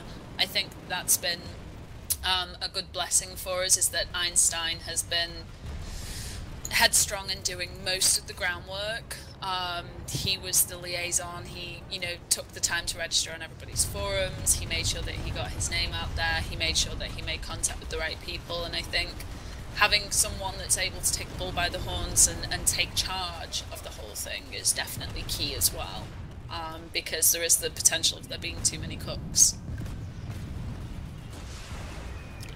For sure. That's definitely a great tip. And I've seen that with many, many organizations, whether it's an outfit, whether you're starting an event. For instance, ComClash, we have to dedicate certain people to not necessarily being the leader, but, being the contact for the head of things. And it also opens up other people to really do whatever the task is that they're doing, right? So they don't have to worry about, like, everything. And also, having too many chefs in the kitchen can be quite dangerous. People can get burned or fried. I don't know where I was going with that. Stabbed. There we go. Be like Hell's Kitchen where everybody's screaming at each other. Exactly. So this is a great question. Asking, how do you contact one of these outfits if we'd like to join? So if they'd like to join each of you guys, why don't you each kind of run through your recruitment process and like where people can go to find that as well. Well, should we do an outfit bio for each of us? Yeah, I think each outfit. That'd be good. You guys kind of talked a little bit about your outfits, but I think going a little bit more into depth about your process would be cool. From the top? Yeah, it's probably the easiest way so you don't lose track, right? Alright, I'll let Kitten take that one. AT is currently an open recruitment outfit. We have a website which is azuretwilight.org. We're also on Twitter and Facebook. You just put in Azure Twilight and you'll pretty much find us. And then we have a TeamSpeak server as well. We just say, send us a talent game or contact us on the forums or just hop on TeamSpeak and, voice your interest in it. And the only thing that we require people to have is HSMV scope because we use smoke a lot, and to be teamwork orientated and respectful. All right. Nightmare is... Sorry. It's okay. Nightmare is age 21 plus, multi-game outfit that's basically run by the people for the people. We sort of have our own little government system over here. There's no real leader. We have 5 simple rules. Have fun as long as it doesn't interfere with others. No politics, no religion, no racism, no sexism. And as long as you follow those and you're an adult, you can come have fun with us on anything we play. To join, you can just go to ntmrgaming.com and set up an application. You'll get approved pretty quick and join the community and have a lot of fun with us. The Vindicators it's a gaming community that's been running for over 10 years now, set up back in 2002. As for people joining us, we generally get random people join our open squads in game, and when they like what they're seeing, they hop over to our website, which is thevindicators.com, post a message on our forum, and then meet us in game. Our only requirement is that people respect each other and treat each other fairly, and everyone has a good time then. Guess we're on Robo for Ghost of Revolution. Ghost of the Revolution, like the Vindicators, 10 years old. We are multi-game, but right now our biggest game is PlanetSide 2. We're trying to make the push to multi-gaming with other games. But we are a large outfit on BS Matherson, as they all are. We utilize 3 divisions. We've got infantry, vehicles, and special ops. You can join any of them if you want to look us up. We have no age requirement. We do have a maturity requirement. GOTR.us. All the information you need is on that page. And I believe NNG, you are the last. Last but not least, of course, we are no-nonsense gamers. We try to be a mature brand outfit, rise above racism, bigotry, sexism, all that horrible stuff that usually is detrimental to communities within competitive games, and especially community-based games like this. We are involved in multiple different games outside of PlanetSide, but PlanetSide is the largest one that we're involved with. If you wish to check us out for recruitment, you can check out www.nononsensegamers.com/forums. And we do have an age requirement, 18 or up, and that usually helps keep the maturity level at a certain. It's a certain expectation for maturity within our outfit, and that usually helps. So basically, you sign up on our forums, register, and then you fill out an application for the PlanetSide 2 division, and then you basically start in as a trial NNG member for a week, and then after that week, the second week of your trial is the members within NNG vote on whether to bring you into the community or not. And if you are a well-rounded, nice guy, you'll be allowed in.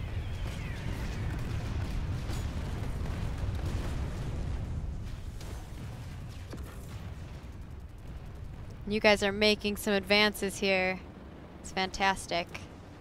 Oh, and if I may, Go ahead. we have a charity event that's coming up here soon. The Fallen Heroes Charity Alert. It's going to be a 4-day fundraiser to benefit the Intrepid Fallen Heroes Fund on Memorial Weekend.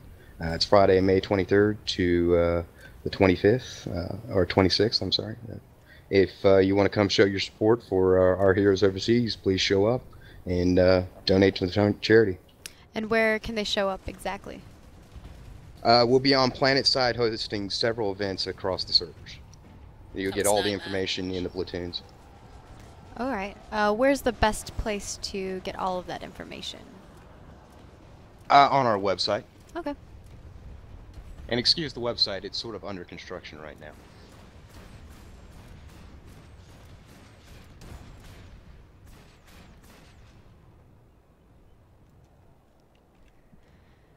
I'm going to turn on the UI here for a moment. Check out what's going on over here.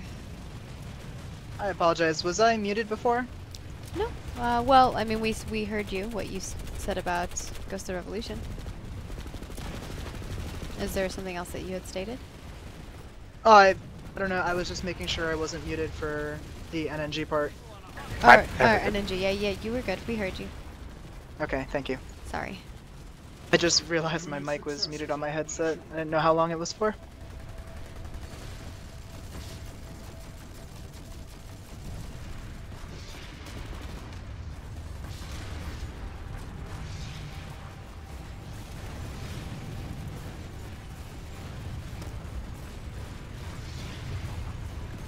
The enemy has taken a control console.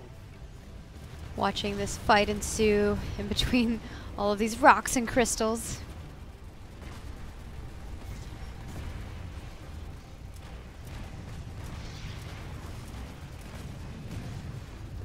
It's a good question.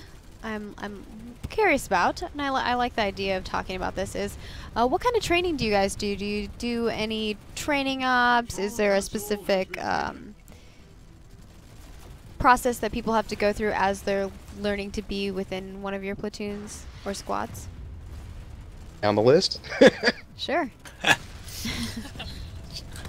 In AT, we recruit, we openly recruit, we welcome anybody.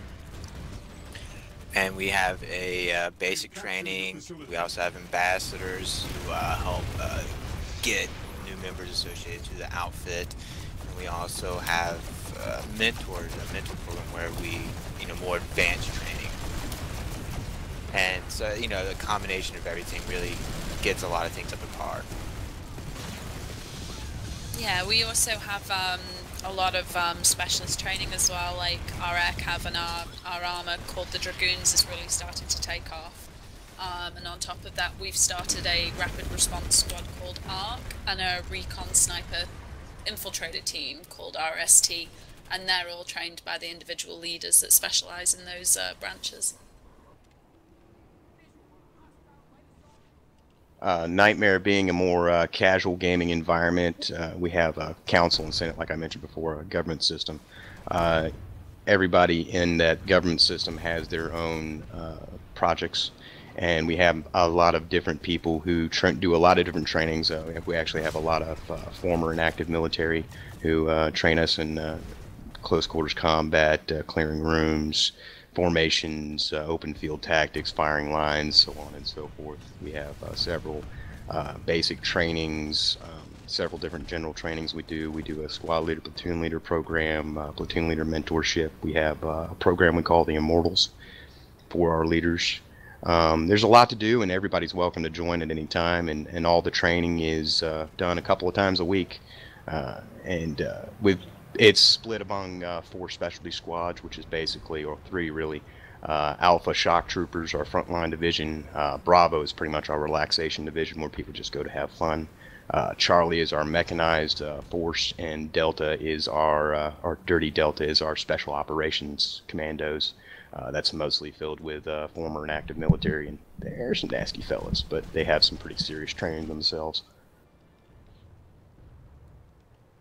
As for the Vindicators, we generally have ops nights on Tuesdays and Thursdays, generally before ops, and on weekends we'll have training sessions for, well, basically anything that needs covering. So we rotate it around in our mentor system. Anyone who wants to mentor guys with flying, tank tactics, anything along those lines, we just tend to pick up as and when we go along, whatever needs highlighting the most. Makes it more fun, a bit more casual, but you know, get the best out of it that way.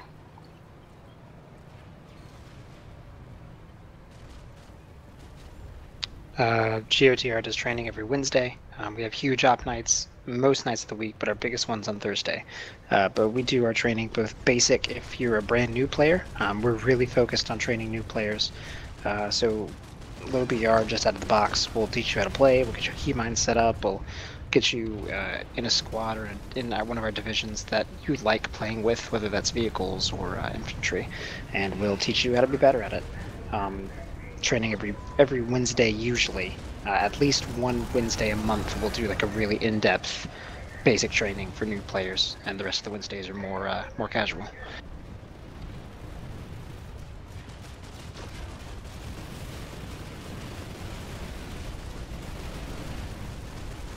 And we had NNG, correct?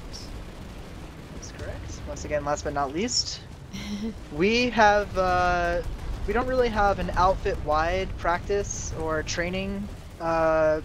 We are competing in Community Clash, and we have what's called competitive team within NNG. So we do competitive team practices to really focus on basically team building, making sure the person to your left, if they jump, you know exactly how high and which way they're going, and if the person on your right setting up some sort of defense, you know exactly what's going on. So we have that going on, and we just recently started up our PAL team, and so we do practicing between those 2 teams, our Community Clash and PAL, but nothing beyond that for the entire outfit. Our outfit is usually comprised of people who already know what they're kind of doing. I like to we used to do training and stuff like that earlier in our infancy in the outfit, but a lot of our guys are already about a rank 100 or 50 plus, and a lot of that stuff on newer players kind of just rubs off naturally.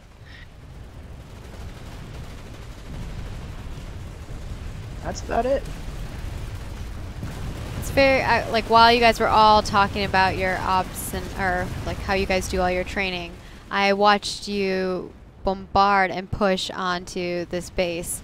And it's been, it was interesting to see how you guys do it. You had a combination of everything, right? You had tanks rolling in, surrounding the base, surrounding literally every portion of the base, setting up Sunderers. Air, I saw a couple galaxies dropping troops and fighting off the scythes, or it's not scythes, reavers that are roaming about, and enemy galaxies. It's and then a ton of infantry just pushing on A, but the NC are still holding it currently. Yeah, the NC are definitely putting up one hell of a fight. So it's no fun when it's easy. The first question that I'm noticing in chat, and I like that you guys are using question bracket. It does really help me differentiate what you guys are talking about versus if you actually have a question. Players are wondering if any of you are planning on creating a PS4 team whenever PlanetSide 2 goes onto PlayStation 4. Nightmare's ever expanding and growing, so you never know here. Yeah, I'd have to say never, but it's not something that we've discussed yet in AT. Yeah, the Vindicators are pretty open to it. I mean, we are a Major League Gaming community. PlanetSide 2 is our primary game, I'd say, but you know, we do have a lot of console gamers as well as other different types of gameplay that we have. It's not something we never say no to. Goater focuses mainly on MMO, or at least like games you can play with more than 4 people.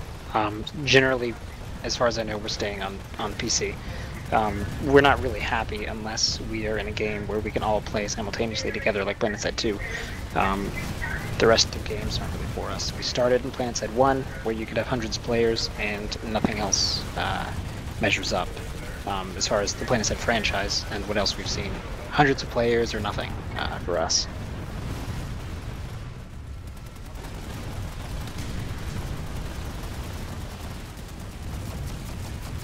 Oh, you guys pushed in, you took the A point, now you're holding it, and the NC just continually keep wave after wave sending in a variety of infantry, whether it's heavy, I've seen quite a few heavy assault popping rockets in there, and a bunch of Maxes that have slowly come in here.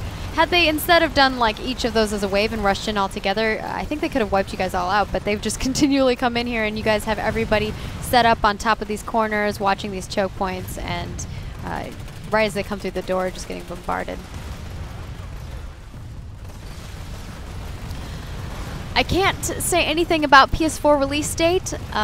Just keep continuing to tune in to all of our socials, as well as if you're already on the forums, you know, the first thing you'll see is a press release on the news and announcement section once it does go live.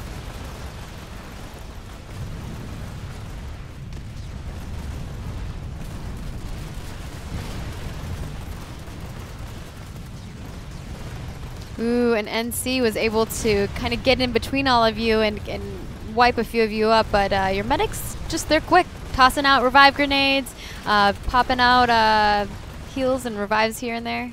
Really good.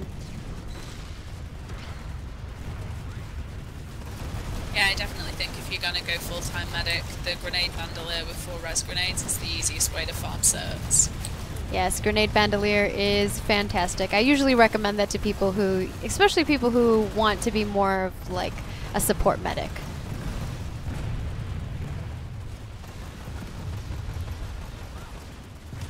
Ooh, I love this question. The Watcher 105. This is a better question. I love it. His question is, so guys, and girls, I'm going to say that, where did all of your communities originally hail from? Did you guys all start in PlanetSide 1, or was there a game prior to that that you guys started at? And I guess just go down the list as per normal. Yeah, Azure probably started off in PlanetSide 1, and we stuck around 10 years. We have tried out different games. We are starting to branch into a multi-gaming aspect. Kidding? Yeah. I've been with AT now for 6 years. I know that AT was founded in 2003, originally starting off in PlanetSide 1, and that's really been our main focus for the past 10, going on 11 years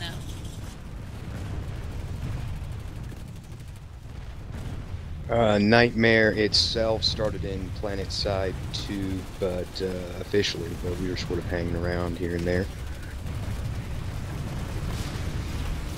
The Vindicators started way back in PlanetSide 1, set up by our glorious leader Vindicor, who set it up during the beta for PlanetSide 1 actually. Goater was formed in PlanetSide 1 beta as well. That's where we started. That's where we've been. NNG, we started in Battlefield. That was when we got formed up. And then we rolled out into PlanetSide per my request.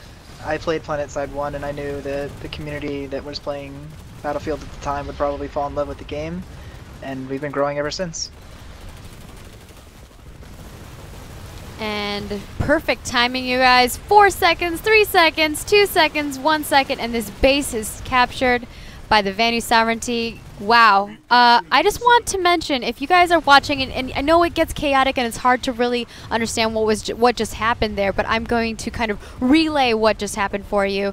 On the northwest side, that's where the spawn point is, that's where the NC were. They were kind of holding all of this area, as well as underneath. If you can see underneath, you can hold this. Oh, I just went down the wrong place. And they were bombarding and pushing on the A point, but they weren't able to really do anything. You guys had an intense amount of defense just within that little area. You guys were holding it. You had great medics. You didn't even have a lot of people in that A point area. You were just really utilizing all of the classes and watching the choke points. And you had some people that were rushing on the sides here trying to push forward on that northwest side, but you didn't really need to take over the whole entire base. You could continue to have that fight, and it was really interesting to watch. I was expecting the NC to make a huge push onto A, especially as it got closer to the time. That's why I kept turning the UI on and then turning it off. Yeah, it was certainly an intense fight. Firefights like that break out all the time, and it's really awesome. And we'll have to wait to see where their next waypoint is laid. For now, I will watch over the fight here. Let's see if there's any new questions.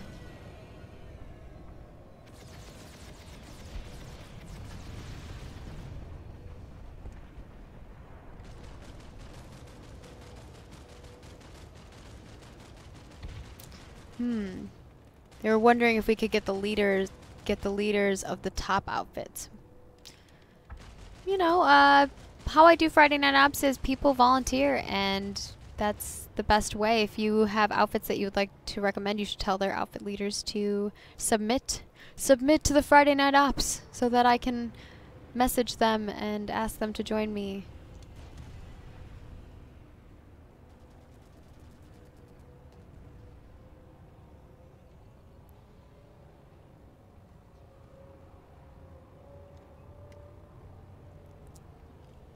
What are you guys planning? It's getting awfully quiet.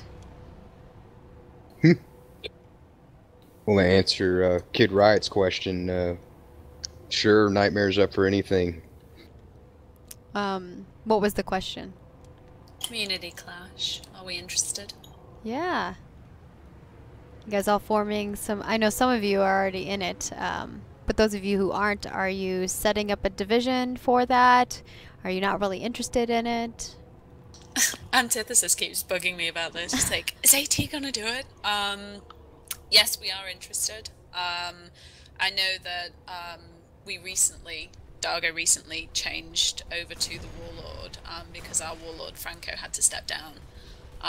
So he gave it up to Dargo. So we've kind of just been focusing on making sure that the whole structure of the outfit works, and seeing, you know, what works, what doesn't, what we can shift, what we can introduce, and then, you know, definitely we will be looking at a community clash, especially considering Antithesis keeps harping on at me about it.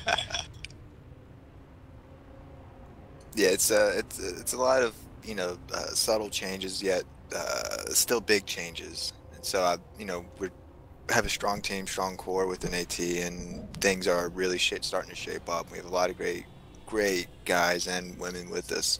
So, you know, we do have a lot of people that would look forward to getting into that, you know, competitive atmosphere. Maybe more of I don't know, next season. All right. So I want to ask, does anyone else have anything to add on to that before I ask this next question? Goder will definitely be participating in Community Clash. We don't know when exactly. We're looking at Season 2. We've just had a lot of rework to our competitive players, and we didn't get in for Season 1, but we are definitely looking forward in the future. Yeah, and Goder had an amazing, during the preseason, an amazing fight. I believe that was against TRG, where I think that's the only time we've ever gone into halftime. Or sudden death, you mean? Yeah, sudden death. Sorry, I didn't mean halftime. I meant tiebreaker. Sudden death. It was insane. It was fantastic. You guys should definitely check that out if you haven't seen it. I believe that's on the Reachcast show, their channel. Back when they used to do them on there. So this question that somebody had asked is, are there any rivalries or you know, basically enemy teams that you guys keep an eye out for? Or maybe that you have friendly rivalries with? Maybe each of your outfits can kind of go over what you think is yours. For AT, it's the Blue Lions, because we used to do a lot of joint ops with them back in PlanetSide 1. We would do a lot of our own kind of community scrims and things like that. And they're on Matheson with us. If the Devil Dogs were on Matheson with us, we would be all over them as well. Because we love those guys. They're awesome, awesome guys. But yeah, definitely the Blue Lions and the Devil Dogs when we do cross-server nights. I would say Nightmare's main sort of friendly enemy would be Black Widow Company, and a little bit of Crimea Reaver here and there. The Vindicators mainly, well, we have nice friendly rivalry going with Black Widow Company as well. Also, Valdus Gamers, after we had an interesting MLG match with them, and that's kind of sparked some rivalry since that. I could see that. Yeah, I love it's very, for me personally, I think it's one of my favorite parts of Community Clash is watching those stories unfold, right? You know, people building rivalries, building personas even within outfits.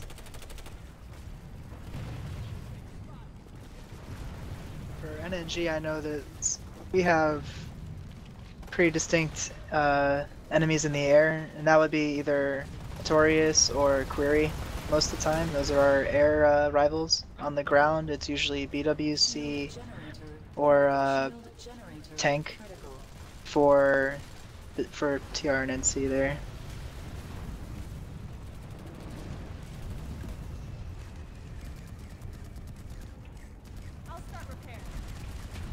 And now they are setting up their defense.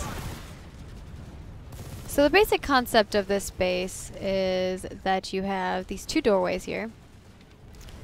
And you have two doors on each of these sides, but they have a shield on them, which you have to take down a generator to get through, as well as the one in the back here.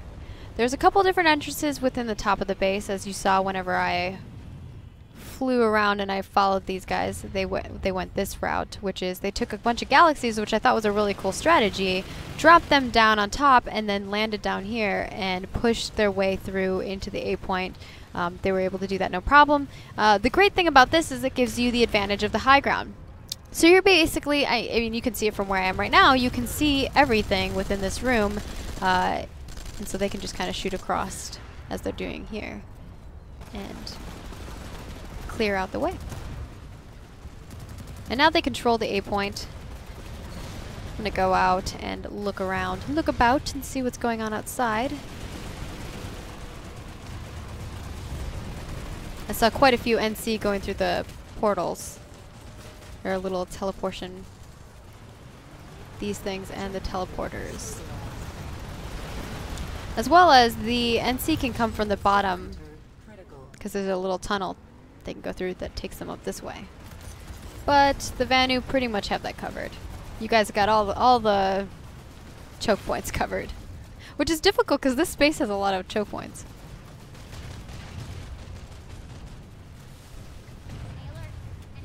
That it does, but yeah, like you said, we have it covered. It's teamwork at its finest. And then you have the generators that are getting taken down. This is one of them right here. They didn't even need to do that initially in order to push in. They were able to push in without doing that.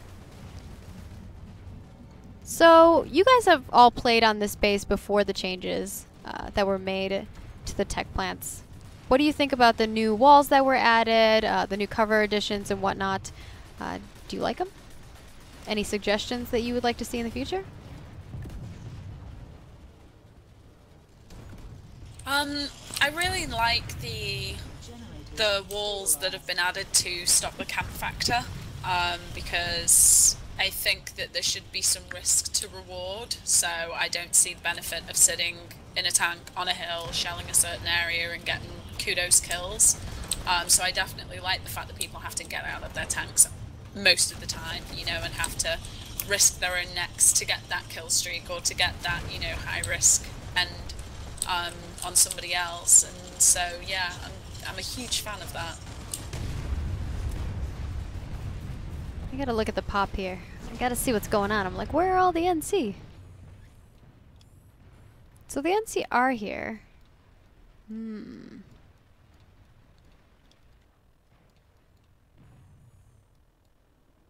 They're definitely getting pushed back on multiple fronts. But what I'm loving about this is Esamir has even pop all across the board.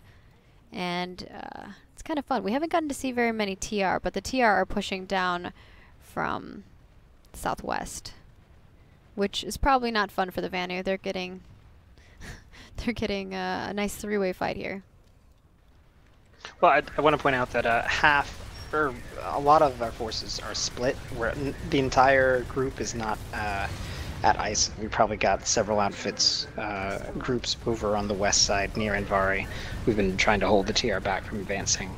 It's been just a constant fight over those couple of aces. So we are fighting them there as well.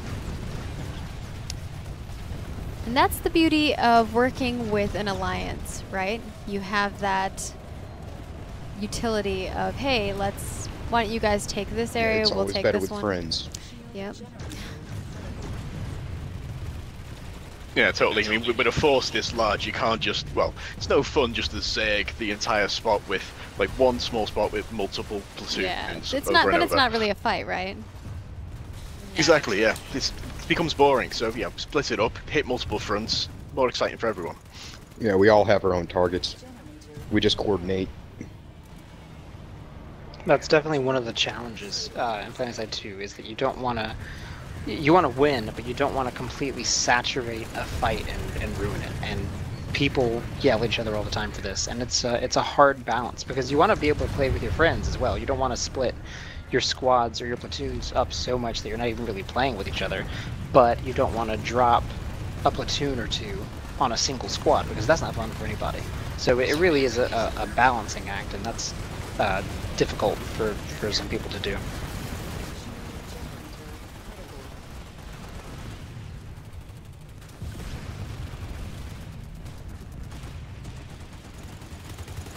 I think the main difficulty was when the alert started making sure everybody got on the continent. I think some guy said that they were going to be in the queue for an hour.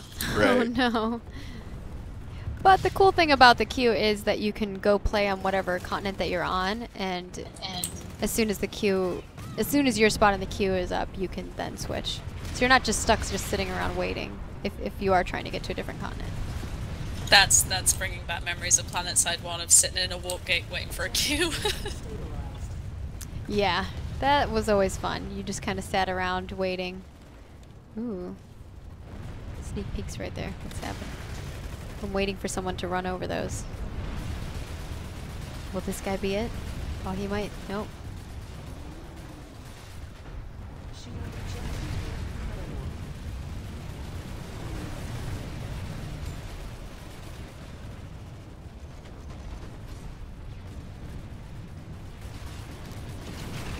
Let's see. Where is the next fight going? They were pushing on this point. Vanu kind of pushed them out of there. Looks like they're coming back from this direction, so we'll check this out. Imminent success is all but assured.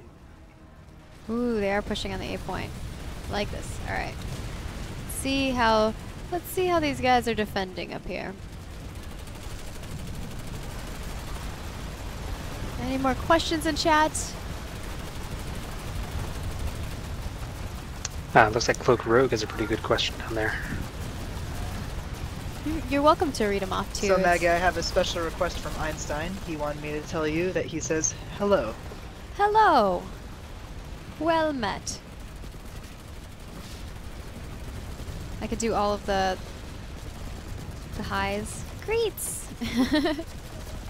Oh, you missed it because I wasn't holding down my button.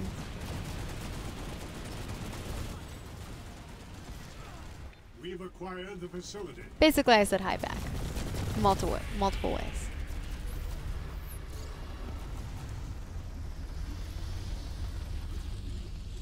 And there you go. Vanu has it. It is now owned by the Vanu sovereignty. And then the massive rush out when you just take everything back. Clear all the enemy! Well, actually, it sounds like right now they're spreading out all the forces to individual bases around the planet. Ooh, I love this question, Cloak Rogue. Cloak Rogue is asking, what do you folks think about the current base defensibility? And I would love to hear that from various different outfits. I mean, we have how many perspectives here? Why don't we just start at the top and go down? What are your opinions? You can reference specific bases if you'd like, or continents. Base defensibility? Mm-hmm.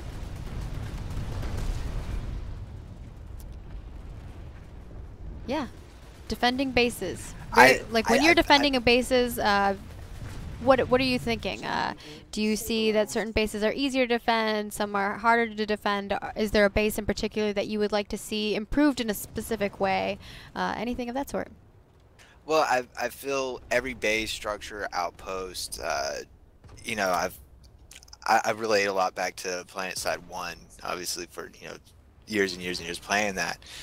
But the idea of having, you need more forces or a greater force to take a base, and then if it's even, you have to apply tactics and an overall strategy even to possibly move in enemy forces. As far as like choke points of that nature within bases and the structures, I actually find it very very fun. I really do enjoy what choke points are there and utilizing the right weapons for the situation. As far as specific bases, I honestly can't say that. I find biolabs, of course, are up there, but they're fun too. And every base, there's a way to defend and there's a way to crack it. Whether you're attacking or defending. I love some of the changes that have been made in PlanetSide, and some of the things that seem really, really apparent is when you did the original Indar change with the lattice update and so on and so forth, and some of those bases were really changed around. The crown became less of a farm fest and became more of a strategical base. And then you took those lessons and then you applied them to Esamir and tried some new things and restricted vehicles getting into the bases in some areas to make it more of an infantry fight. And then when the Amarish lattice came in, again some more lessons were learned, and then we had things like with the Ascent or with NC Arsenal where that is more or less an infantry indoor fight. You're not really going to have any vehicles camping it other than possibly air. And the more changes that are being made, it seems like the more lessons are being learned, and you're really taking community feedback, and so it makes me extremely excited to see what Huston's going to be like. I don't know. Yeah, they've been learning as they go through things. Every continent they've made has progressively gotten better, in my opinion. Obviously, there's still some growing pains. The biggest thing is that you have this huge, massive fight that's happening, and players can just bring in, hundreds and hundreds of people into one area, and you have to kind of build for that. Or even in the possibility you don't have that much, right? You have a smaller group of people fighting at a base, and it's so dynamic, whereas in other games you have a specific amount, right? And it's usually much smaller. For those of you who are new to PlanetSide 2 and you're just watching this for the first time, PlanetSide 2 is free to play. You have thousands and thousands, about 2,000 players per map, and currently we have 3 maps, and we'll be coming out with our next, which is Hassan, as she stated. And I guess we'll move down the line. I believe Nightmare Battalion, you're up next, right? Yeah, well, we sort of like a challenge, and I think every base out there pretty much has its own, weaknesses and strengths, and if you know where to look at them, look for them, you can exploit them to your advantage. So I can't really say if any particular base has bad or good defense, because we revel in the fact of taking on the hard fight over here, and you know, seeing how we can break that line. We like to experiment a lot, you know what I mean?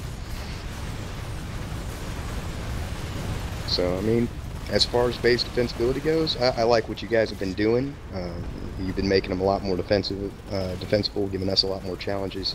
You've been changing around a few things with some of the tools that have presented some new challenges and some new tactics. So, you know, they're slowly but surely learning, and I'd say keep up the good work, SOV. And I know we're all enjoying the game immensely. And obviously, there's still a lot of stuff that still needs to be balanced out. Balance is always a very interesting thing. You see it in a lot of other games where you have seasons, right? So this season, this weapon is really powerful, or this vehicle is really powerful, and you know has to go through stages where the development team's like, well, why isn't this being utilized? And going through there and kind of making it a little bit better. Or even bases, right? For instance, I'm just going to use this for example, this bridge. Back when we first started, these bridges never had these great walls. So you didn't really have these pockets where you could shoot from and actually have some safety from air. Some of these have covering now on bridges, whereas they didn't have that before. So they're slowly getting more items in the game that they're able to play around with for level design, and I think that's going to really help.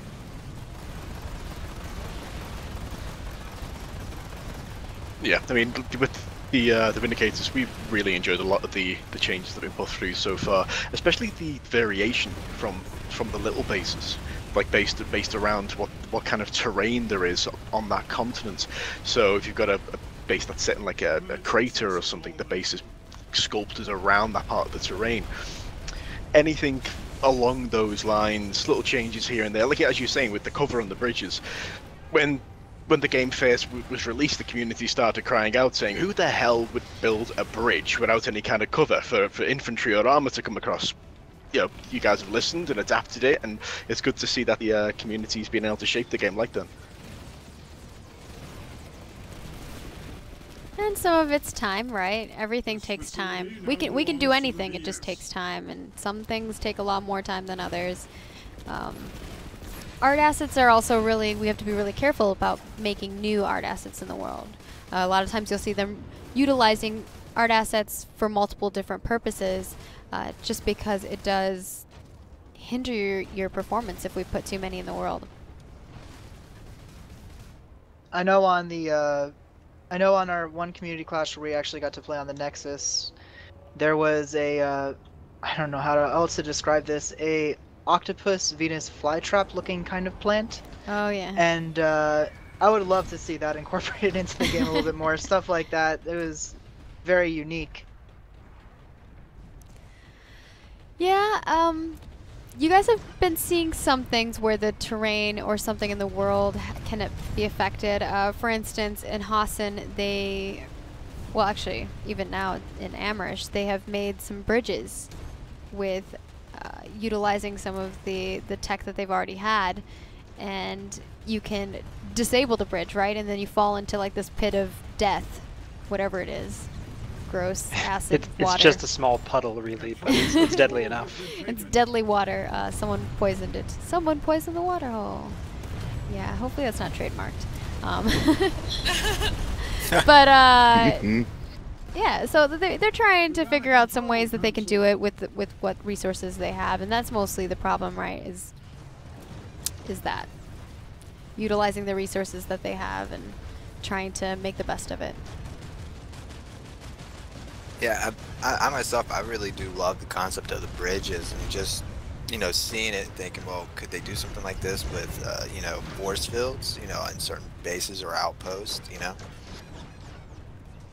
The idea of there being multiple objectives, like the bridge that you have to take down, or that even if you don't have to take them down, they can affect the fight, is really cool. We've enjoyed playing with the bridges on Armorish. The sort of vertical shields that they have at Subterranean Nanite Analysis on Armorish.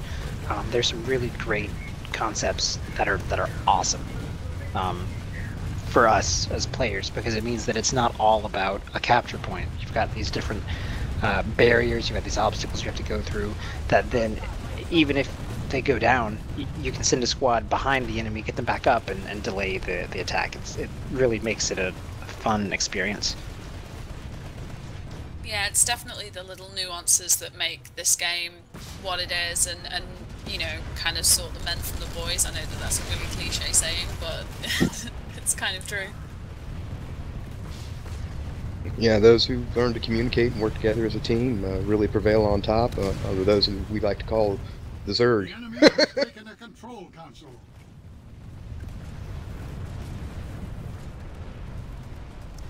So someone asked, are Battle Islands still happening? Yes, Battle Islands are still going to happen. They're putting out Hassan first, so expect that first. I'm not sure which continent will be coming directly after that, if they're going to do one of the Battle Islands or not. But, yep. That's pretty much all I can say on that front for someone who was asking that in chat.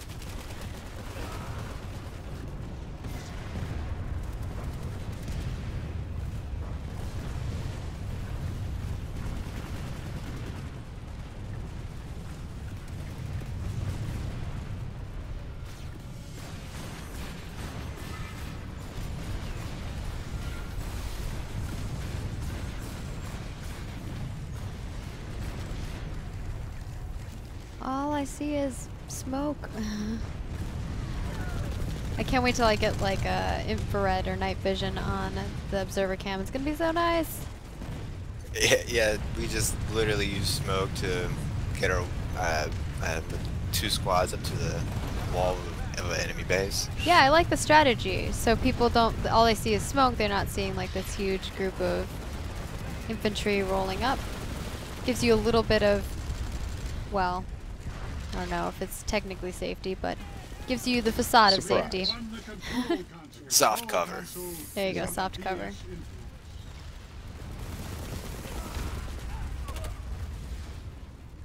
Well, I mean, you guys kind of talked about base defense, and a lot of you had glowing things to say about it, but if there was one change that you could make, I gotta play devil's advocate here. If there was one change you could make, what would it be? I mean, we could go through each outfit and kind of go through that. Whether it's like a particular base or if it's a general level design thing that you'd like to see. Just what would the one thing be if you could get a change made? If I could jump in with that first, definitely something from Plan Side 1. The game probably, with all the changes and trying to minimise the assets in game to make it run as smoothly as possible, may not be able to have it, but I would love to see doors back in the game again. Yes. So I'm just going to comment on the doors before everyone gets really excited about doors. Doors are something that will be very impossible. Well, maybe not impossible, but maybe as tech gets better, it'll happen. The problem with them is that each of those doors is technically kind of like an NPC in the world. And for every NPC you have to get rid of a player. So you would have to have scale back on the amount of players that are in the world. And that's not fun, because it does affect performance. Not saying that it won't ever happen, but just something to keep in mind. And the reasoning behind why we don't have them currently. Well, could you do doors as a force field mechanic? Each of those force field doors are all NPCs as well. Like they I mean, they act as kind of like, they're not NPCs, but they act as that, right? They're like another player in the world. They're another object in the world. So okay, that's where the difficulty comes with that.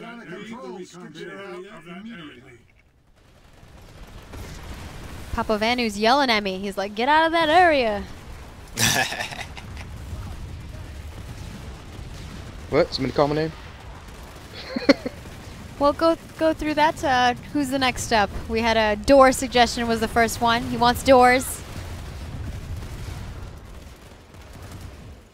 More outfit stuff, and I know it's coming, but it has nothing to do with level design. Yeah. With level design. No, specifically, way back in the day, Smedley mentioned these, and this was probably just all, not hot air, but all speculation, these giant blank continents that we could erect our own buildings on, and like extract rare resources that were worth more.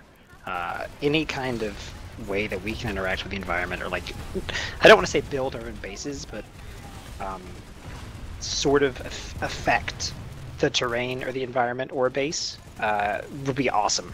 Yeah, no doubt. I know down the road that's something we would love to do, right? Is be able to allow you guys to place bases in the world, or, well, our first step towards that, and I know that Higby has talked about it quite a bit in the past as well, is allowing you guys, when you capture a base, when you see this flag here that has the NC on it, actually seeing your outfit. If your outfit was the one who primarily helped take over the base, your flag would be there with your icon.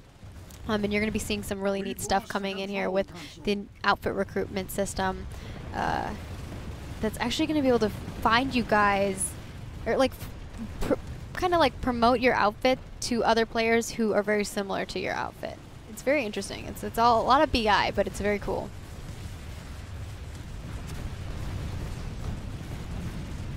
Yeah, I would love to see that. And the first step of those resources is we are going to be changing our resource system drastically.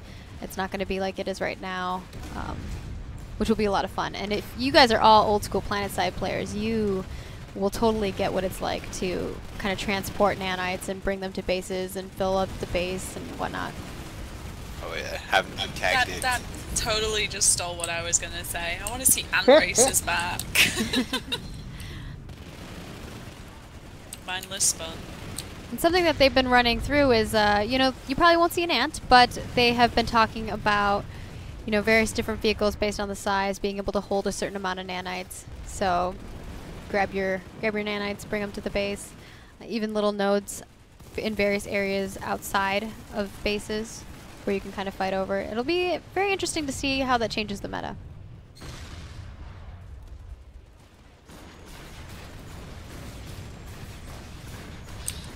I'm curious about the warp gates, though, because I know back in PlanetSide 1 you could pull a vehicle, go through a warp gate, and warp to another continent, and sometimes, especially with vehicle timers, it's almost crippling if you accidentally pull a galaxy on the wrong continent. Yeah.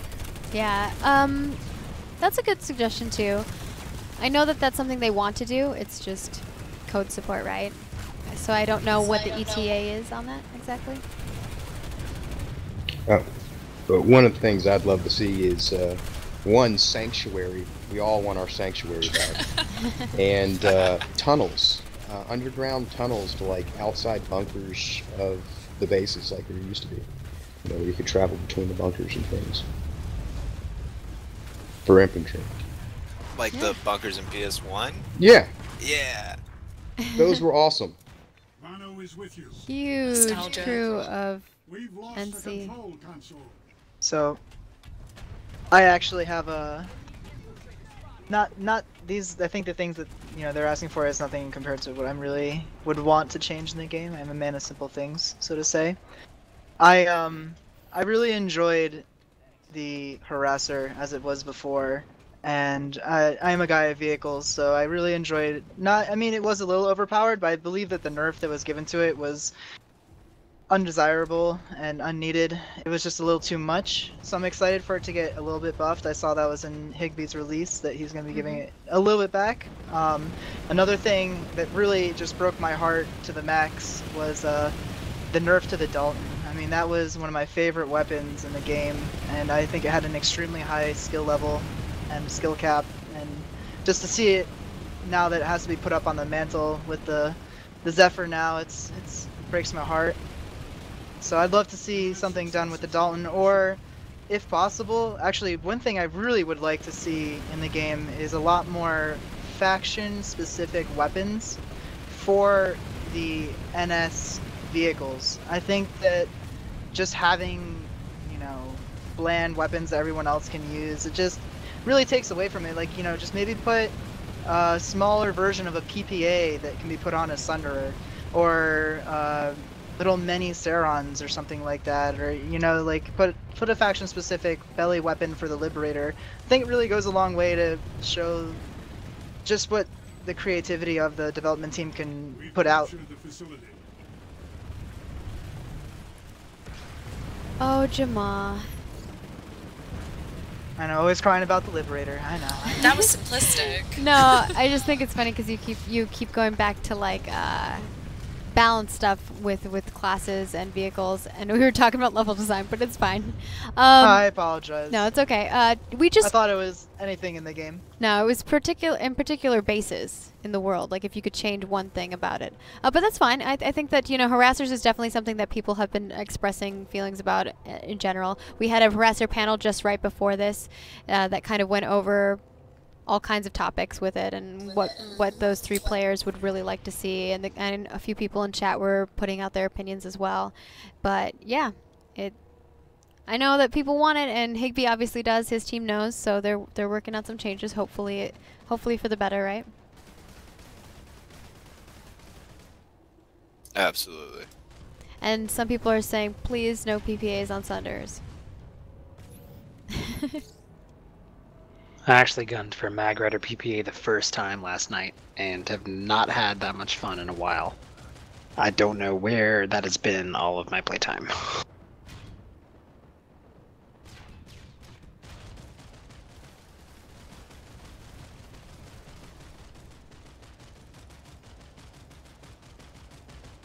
Alright. We are moving to the next space. Everywhere.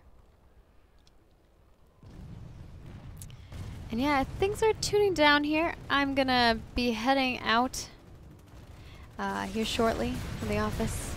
So we gotta wrap things up. But is there anything you guys want to do before we end the night? Any crazy thing you want to do? Hopefully not crash the servers with your 200 maxes in a biolab. Yeah, I think we already did the crazy thing. Crashing server. The control console is under VS influence. Yay, nay? I tell you, you usually do a giant gal crash at the end of this alert pop, though.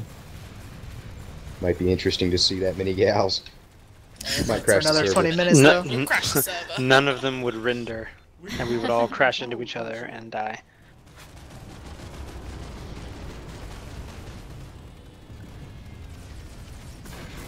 Yeah, not crashing the server is a priority. I remember one time on a previous FNO, it might have been one of the first ones over on Waterson, Goder came to visit, and we did the mass pod drop on a base we were at, and we crashed Clegg's computer.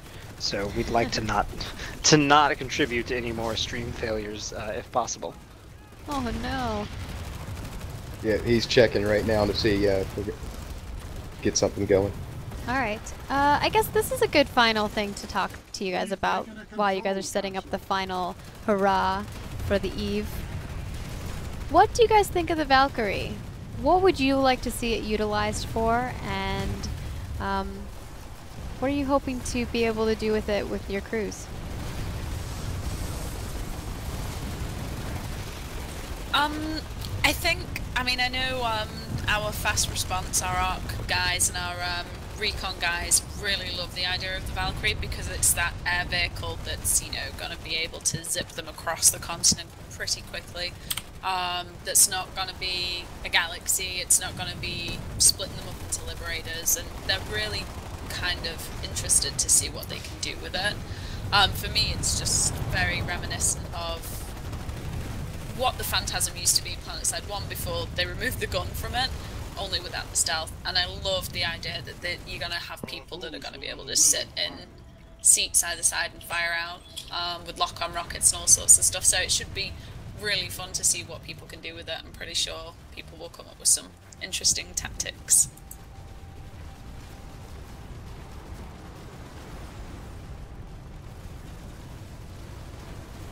Anyone else? Any comments? I see it as being a fast response vehicle. Like, I understand that the ESF is usually, like, it's the main fighter, and then the Lib is kind of like the gunship, but this is going to be your, let's get a decent amount of guys to this location ASAP, either to jump out with light assault and drop some C4, or just have that lock-on capability from the air is going to be huge. So I think that it's going to be a little bit faster and more of a precise attack vehicle than the ESF is, and it'll probably just be able to get out of the area a little bit faster than the Liberator, maybe attract a little less attention. Either way, I think it was a very cool concept, and I'm glad that they're incorporating it into the game.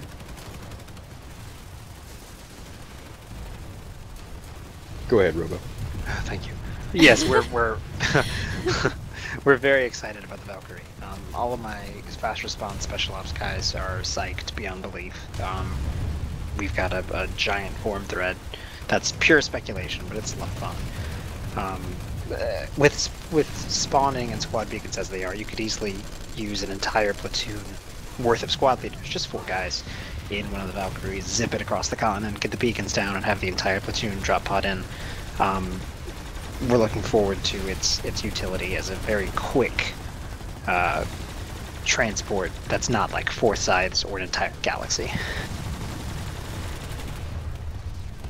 It fills the hole very well. Nice seeing all the concepts from our outfit leader Vindicor get adapted as well after he posted the Liberator troop transport called the Valkyrie on the website as well. So it's cool that, you know, seeing those kind of ideas adapted, especially for small scale. I mean, as fun as massive warfare is in PlanetSide 2, sometimes they just feel like less of a tiny cog in a huge machine. It's good to get like small little groups going. Oh, and we've just had feedback from commands that the VS Master Race is going to win this alert by ending this ops night.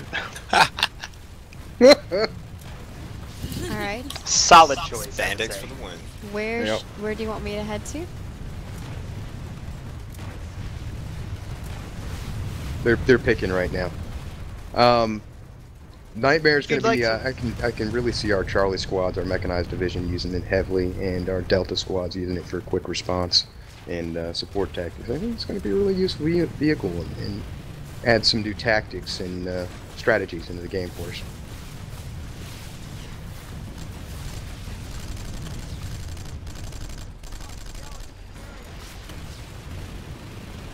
Alrighty. What are we doing for our final thing here? Where should I head to?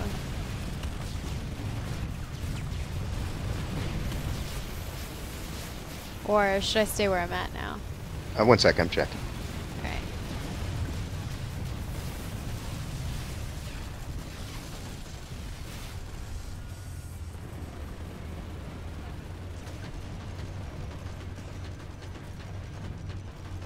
If you'd like to see something interesting, Mini Fortress right now has got some pretty cool stuff going on.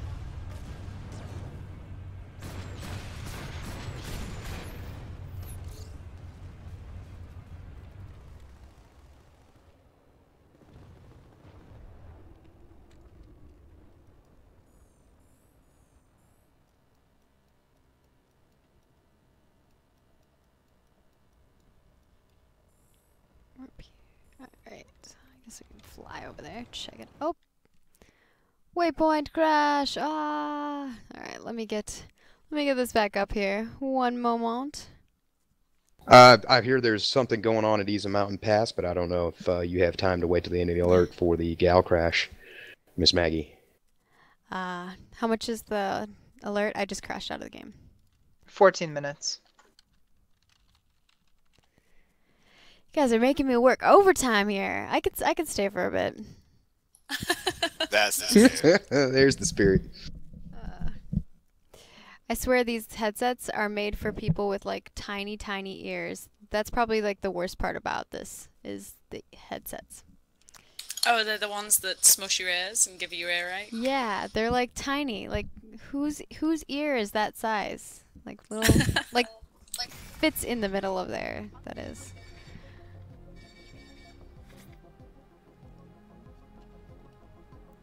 Otherwise, they're fantastic.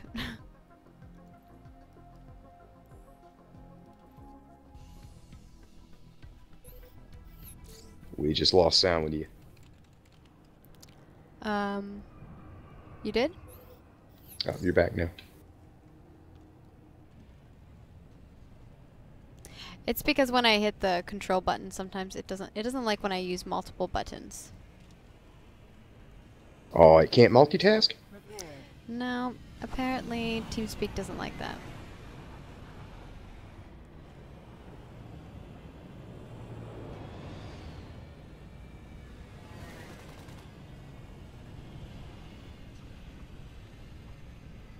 So what am I looking at Manny?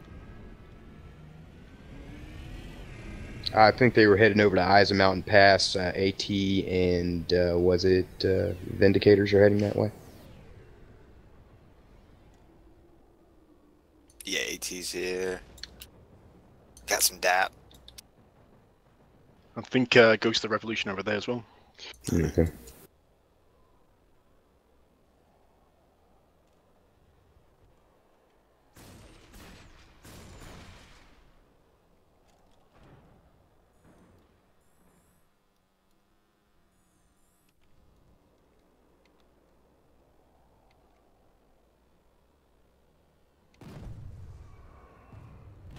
Where would you like me to be? Where should I position myself?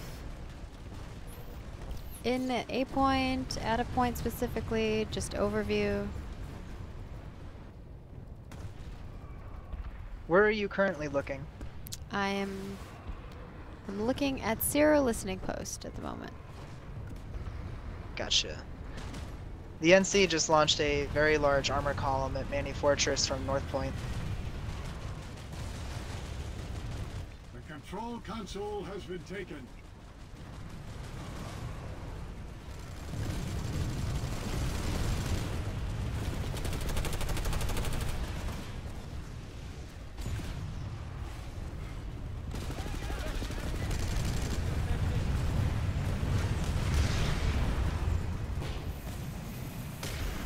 We've allowed the enemy to take Now there's a proper Vanu assault. We've taken a control console.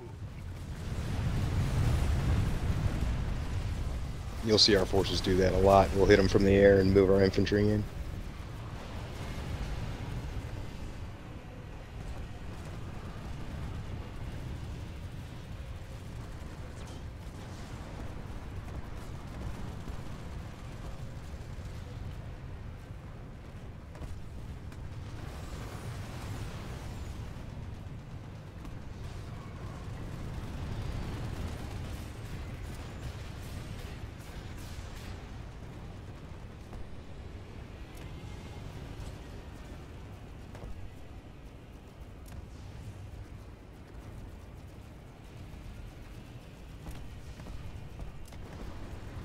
We've won the control console. You know, can we tie Maggie into the command chat? She could probably broadcast that. What? I'm broadcasting something apparently. I was saying, could we tie her into the command chat so she could hear the orders that were coming down? Console.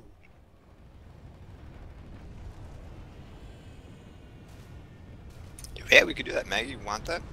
The control Sure. console has been taken. Chat, you guys want that? It's gonna be loud. Yeah, it's going to be busy.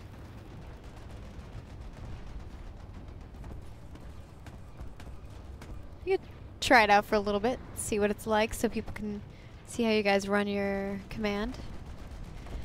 And if you see the tab button right here, we have 9 minutes left in the alert. We are in the Cold War alert, which is capture Esamir within the time limit. And the more you capture, the more experience you get. And this is the current setup. Can you just play Pale Cannon or maybe Sunday Ball down or something?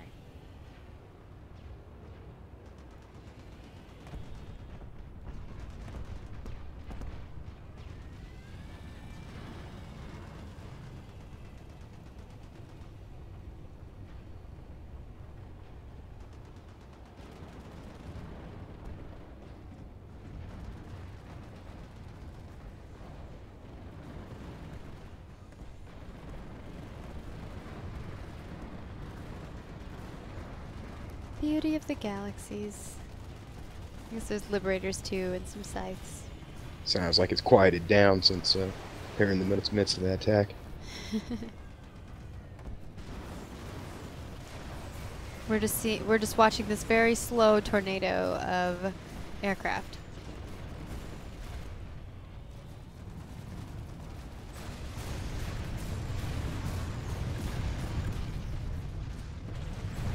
Yeah, that's one of those sticky head out if you want to moments.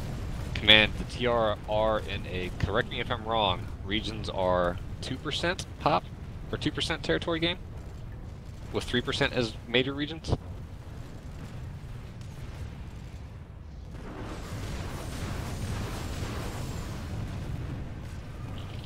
It's interesting. We Anybody? spent so long Tactical, fighting the NC. this is and AT. now I the can't TR are check. My making a tab's not comeback. working right now. Cap. I didn't quite hear what you said, Yeah, Ken. trying to figure out what the pop, what the territory. We spent so long fighting the, NC and territories the are. TR have made a comeback. Yep. Like I was saying, they kind of made a huge push on you guys to the northwest, and then now they're pushing in on the NC, trying to take some more territory. And again, the population is even across the board here on Esmir. Super awesome.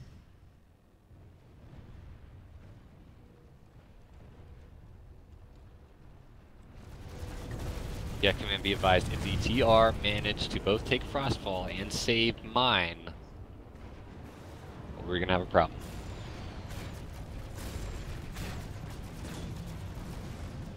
Right now they hold all the points. The Vanu Sovereignty has A, B, and C with 3 minutes. Ooh, and a crash. Ah, oh no. Not fun. At least it's towards the end of the stream, right? It's all good. We'll bring her back up.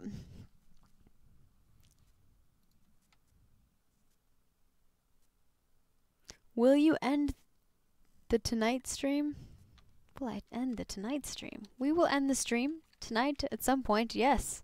The stream, unfortunately, like all good things, must come to an end. As soon as that flips start redeploying your folks out, instant action takes you to Bridge Ward, just let me know. Yes, so I've been kind of following around Azure Twilight primarily, but there are multiple different outfits in here. I can go through all of them again. It is Azure Twilight, Ghost of the Revolution, No Nonsense Gamers, Nightmare Battalion, and the Vindicators. Yeah, I wasn't holding down the speak button to you guys. I was just talking to the stream. Ah. Yes. Haha, we were talking about you guys. Uh-oh. All bad, I'm guessing. Yep, totally. Just horrible things. All the horrible things. They were being said. So before I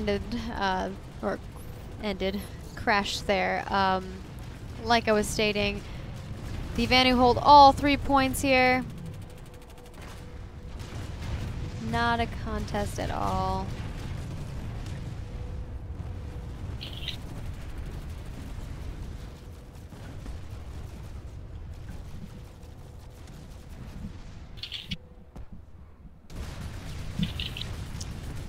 So throwing a magnet at my face, because I have piercings, would not actually work because they're not metal. So they're not like, you know, like they're not really magnet.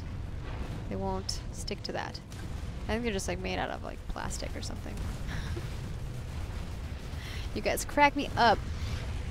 Alright, let's see. Any good questions in here for these guys?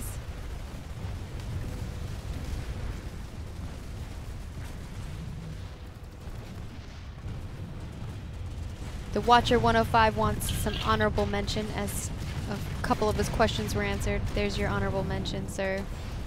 Good questions.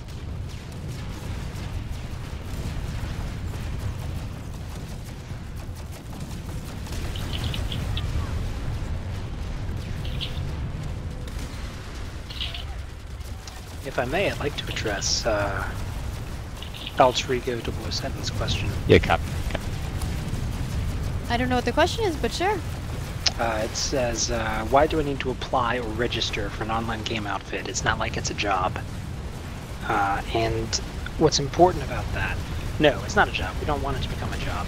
But the people that are running these organizations have invested a lot of time in them. You got and money for that matter. You've got dedicated websites, in some cases dedicated game servers. Goda runs our own Minecraft server and our own Arma server. We run our own TeamSpeak server, which comes out of pocket. And we don't think it's too much to ask for you to register on our website and read our not rules, but sort of like our code of conduct, see if you fit. Because you're getting a heck of a lot for it. And if you're not willing to take 2 or 3 minutes out of your game, out of your day, then we don't want you. You're not the kind of person that we want. And that's kind of harsh, but that's the truth. We want people that will give back, because we are giving a lot. And we've grown these organizations over several years. We're not noobs at this. We don't want this to be a job. We do our best not to make it a job. But, you know, have some investment. And not every outfit requires that. There are plenty of outfits that you can join that have no sign up. They just let you hop in, join them, play with them. So don't take that as like every outfit's going to be that way. There's a lot of like top end outfits that, you know, all they want to do is see you guys hop in and play with them and assess your playstyle, as well as looking at your stats. And that's like Nightmare 2. We don't necessarily require you to join anything, but again, the websites, it's good to apply for them for all these outfits if you're looking to join, because that's really where the nerve center is. You can only get so much information about what's going on and what events are going on in any of these outfits unless you're on their website.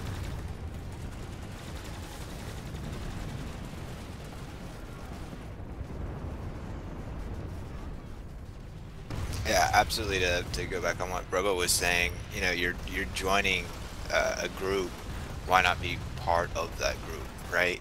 So, you know, a lot of us have done this stuff for a very long time, and it's just about being showing, even if it's the smallest amount of support towards your outfit, it shows a lot and it carries a lot of weight, I feel.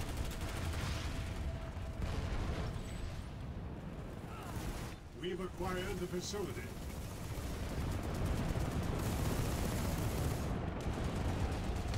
Oh, they captured the facility just in time, but then see are making mad pushes.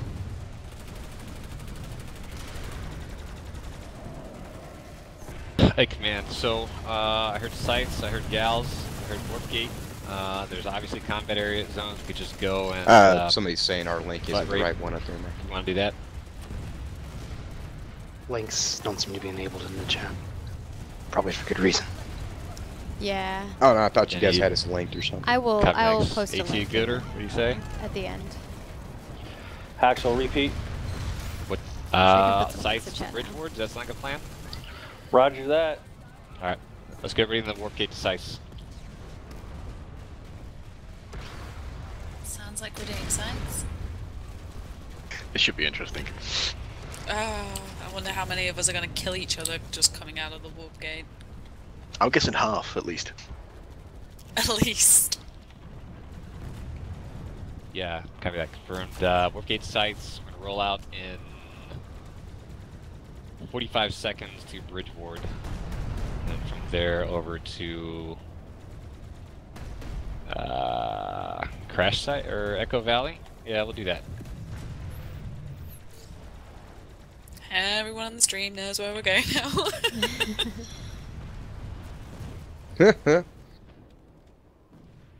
It's just ntmrgaming.com. Where's that one sending you? Ah, that works. Links on the front page if you're looking for the charity.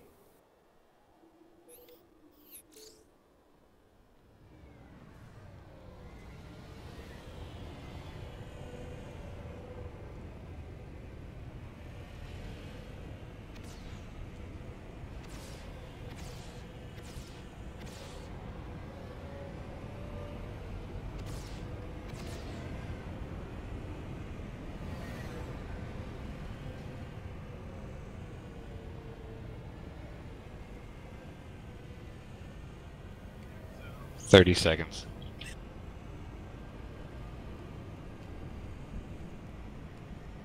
Alright, I can't even render how many aircraft are here.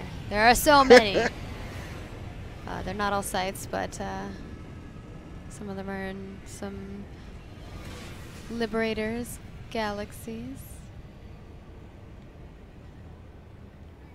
Hey, Command, this is actual. Tell your pilots to go find a part of the warp gate to land their aircraft so that we don't have a huge traffic jam up front.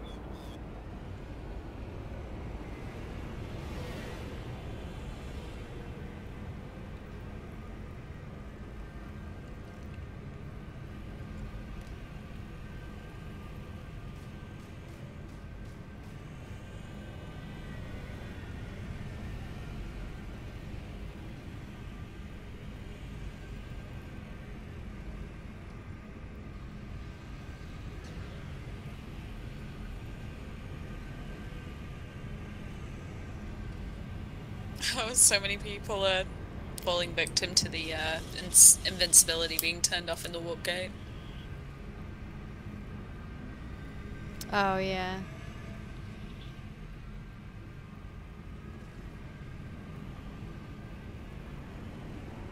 Command, we still have people pulling. Anybody still pulling? A lot of people in queue right now. Copy, thanks.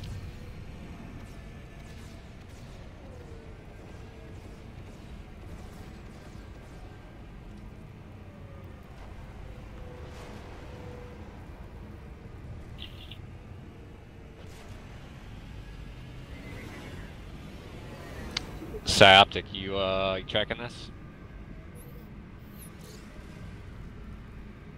Psyoptic, buddy, this negator. It looks interesting. Yeah, we got guys in queue.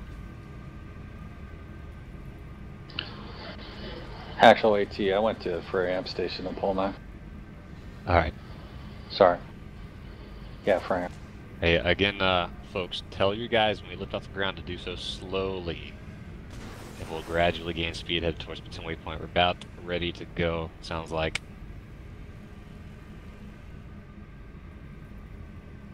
All the sites. All of that. In fact, actually, let's go Bridgeport to Echo Valley once we clear that.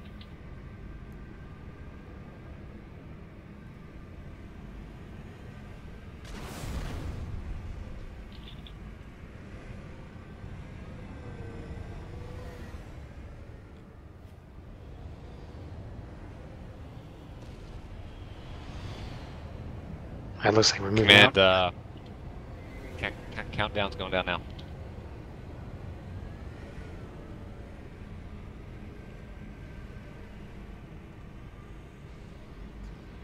I'm getting some lag. Tell you guys to go. I don't know what's going on.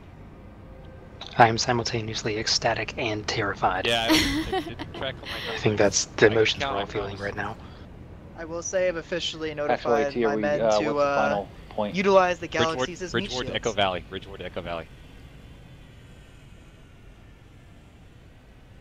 You've all seen Ender's Game. Do what they do. Oh dear. Yep, that's pretty much it. It's gonna rain aircraft parts here in a minute.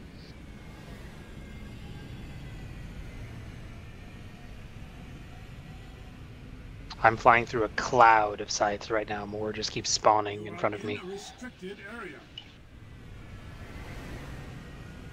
Yes, there are sides everywhere.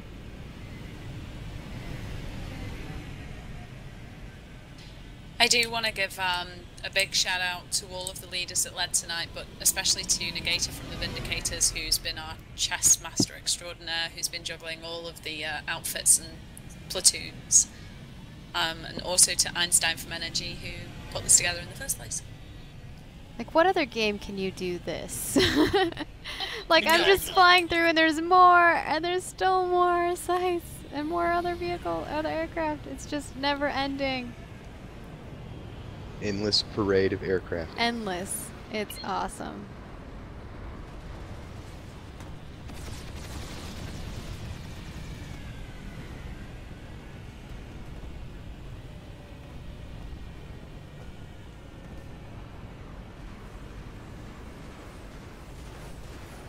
I don't think it's going to be able to handle this many. Oh, we broke it once already tonight. Maybe if I stay still, I'll get... There we go. I'll just stay over this base like this. Now, what you gotta Oh god, think the lag. is the guys on the There it ground goes. right now seeing this coming at them. Hey, Command, divert to Sarah listening post, please. Sarah listening post.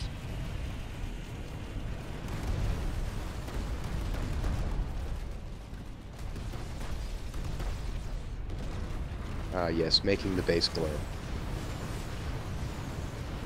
Yeah.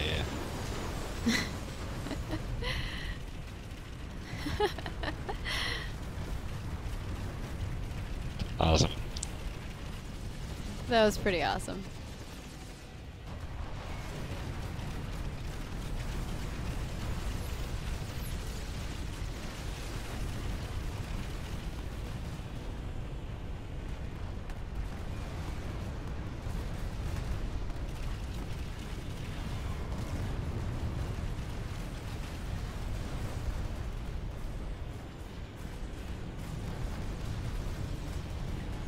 Alright guys, what's good fun? Do me a favor. The second the I've got no alert idea what's ended, supposed the to happen NC next, TR but, population it seems like a dropped logical off thing to the do would be continent. pass lead to one of your guys, and then hop up into this channel, and we can talk. I don't know. Maybe Bridget wants to talk to us. I don't know.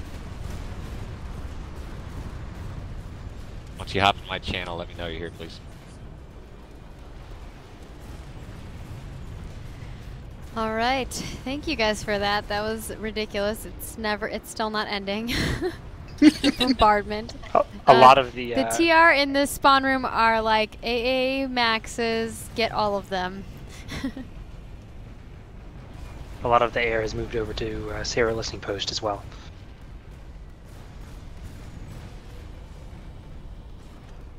Spiraling circle of death. Indeed.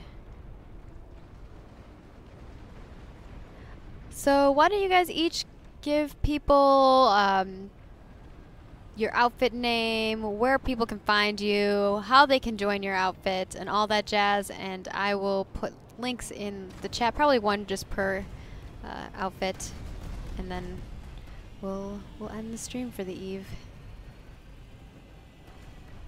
Azure Twilight at azuretwilight.org.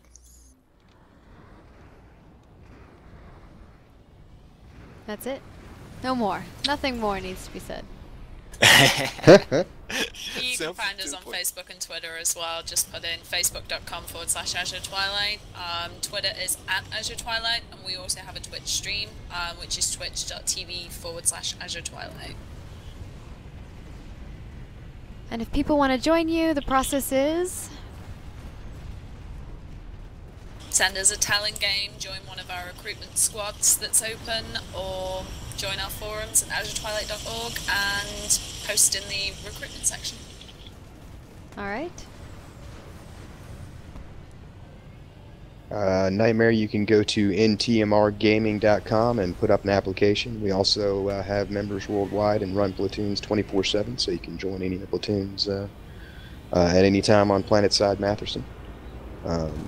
We also have a Steam group, Nightmare Gaming. We're working on a Facebook right now, and have a Twitch and a Twitter coming up.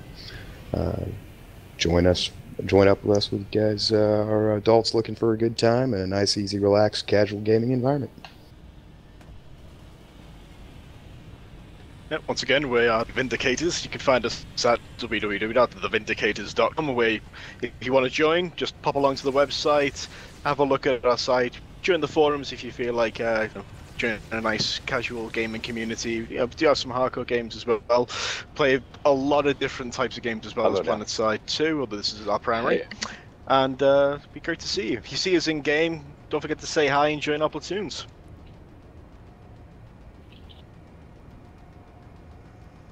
You can also find a GOTR platoon in game, or visit gotr.us. You can sign up on our website, and we will get you in. Will this work? Will the people down in the FNO channel hear us using this?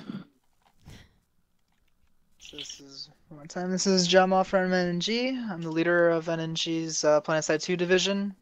If you'd like to check us out, you can hit us up through Twitter at @NoNonsenseGamer. You can check out our YouTube. Got a Facebook. We got any sort of social media you can think of. It's No Nonsense Gamer. If you'd like to get a hold of our website, it's www.nononsensegamers.com. And go ahead and sign up on our forums. And if you want to join up with the outfit, go ahead and fill out a PS2 application, and you'll be all set. All right. Exciting. Sweet. We miss anybody? I think we got everyone, right? Yep. Well, thank you guys for an awesome night of tons and tons of action. We got to fight the NC and the TR. We got both. And hopefully we'll see you guys on again. I know we've had Azure Twilight on specifically. I believe we've had No Nonsense Gamers. We haven't had the Vindicators or Nightmare Battalion on yet. Or Ghost. What's up with that? Oh, we've been waiting. Nightmare's been waiting, hanging around, trying to get some little better foundation up under us before we show ourselves to the world. right. Well, I think that, this is something to note is if you guys do have an outfit combination with an alliance, that's another way to do this where you can jump on and have a Friday Night Out spotlight, but it not be too traumatic for you. Whereas if it's just your outfit trying to hold against all the TR and NC that are trying to stream snipe, it can be a little bit intense. But I think this worked out really well for you guys. You were splitting up your troops quite a bit. I was primarily just following Azure Twilight around because that was the platoon that I was in. So that's who I was following, if you're curious. And yeah, thank you guys so much again. This was fantastic. And I hope that you guys will join us again for a future show. Of course. Sure thing. This happens every first of the... We're going to do these inter-outfit stuff every first Friday of each month. So if you're ever out of participant for Friday Night Ops, you're more than welcome to stop back. All right. Yeah, I will for sure. I'll hit you guys up if someone drops on me and I'm looking for an outfit.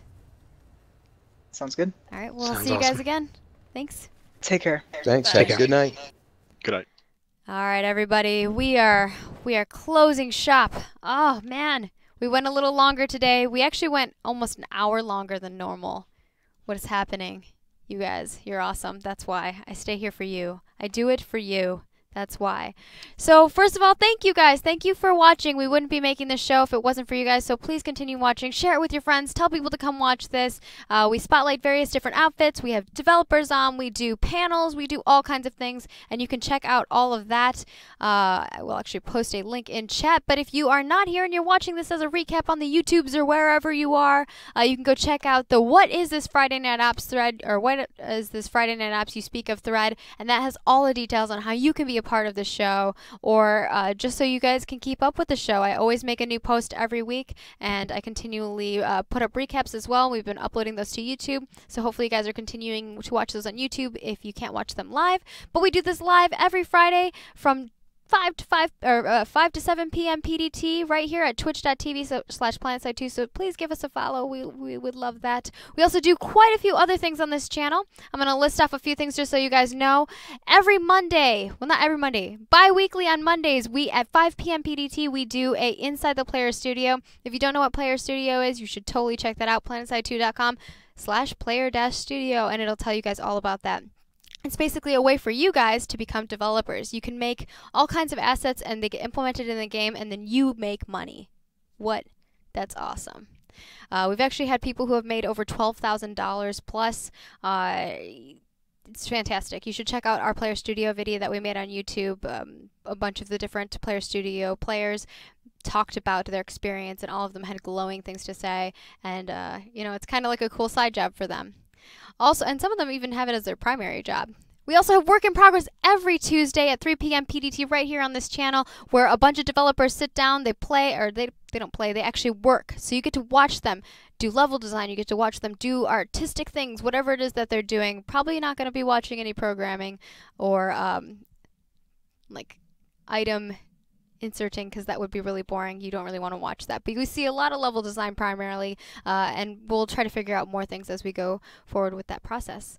And we also have Community Clash every Wednesday right here on this channel at 6 p.m. PDT. You can also check out all the brackets that are going on with that with ps2comclash.com. It's a 24v24. We have 8 teams during this season, and we are going into semifinals. It's going to be fantastic. You definitely want to tune in for that next Wednesday right here on this channel. Also, we have Command Center, which is every second Thursday of the month, and that is hosted by Tremel Isaac and Matthew Higbee, and they are fantastically, hilariously awesome, and they give you all kinds of sneak peeks, so do tune in for that. And as well, follow us on all the things. PlanetSide 2 is on Twitter, Facebook, Google+, YouTube. Your mom? No, let's not go there. But we're everywhere, so keep your eyes peeled and give us a good follow, like, subscribe, all the things. And you can also check out all the things that I do. I am Margaret Lou Perzacrone. You can follow me at Perfect Storm on the Twitters. I do all kinds of nerdy things, gaming, anime, etc. I'm all over the place. You can also check out my website at margaretcrone.com for other things, other places that I may be. So I hope to see you guys next time. We won't be here for next Friday. I will make a post that will tell you guys when our next stream is. We're going to have a little bit of a hiatus because I'm going to be at at cons. The con season has started with PAX East. You guys definitely need to make it out to PAX East. If you're going to, you want to keep in touch with us. Watch all of our socials because we're going to be giving you guys details on where we're going to be, what kind of giveaways we're going to be doing, because we're going to do some live giveaways on twitch.tv, and we're actually going to be at the Twitch booth this year. It's going to be a lot of fun, so you definitely want to tune in, and if you can come hang out with us live, get a drink with us, it'll be a lot of fun. All right, I'll see you guys later. Toodles.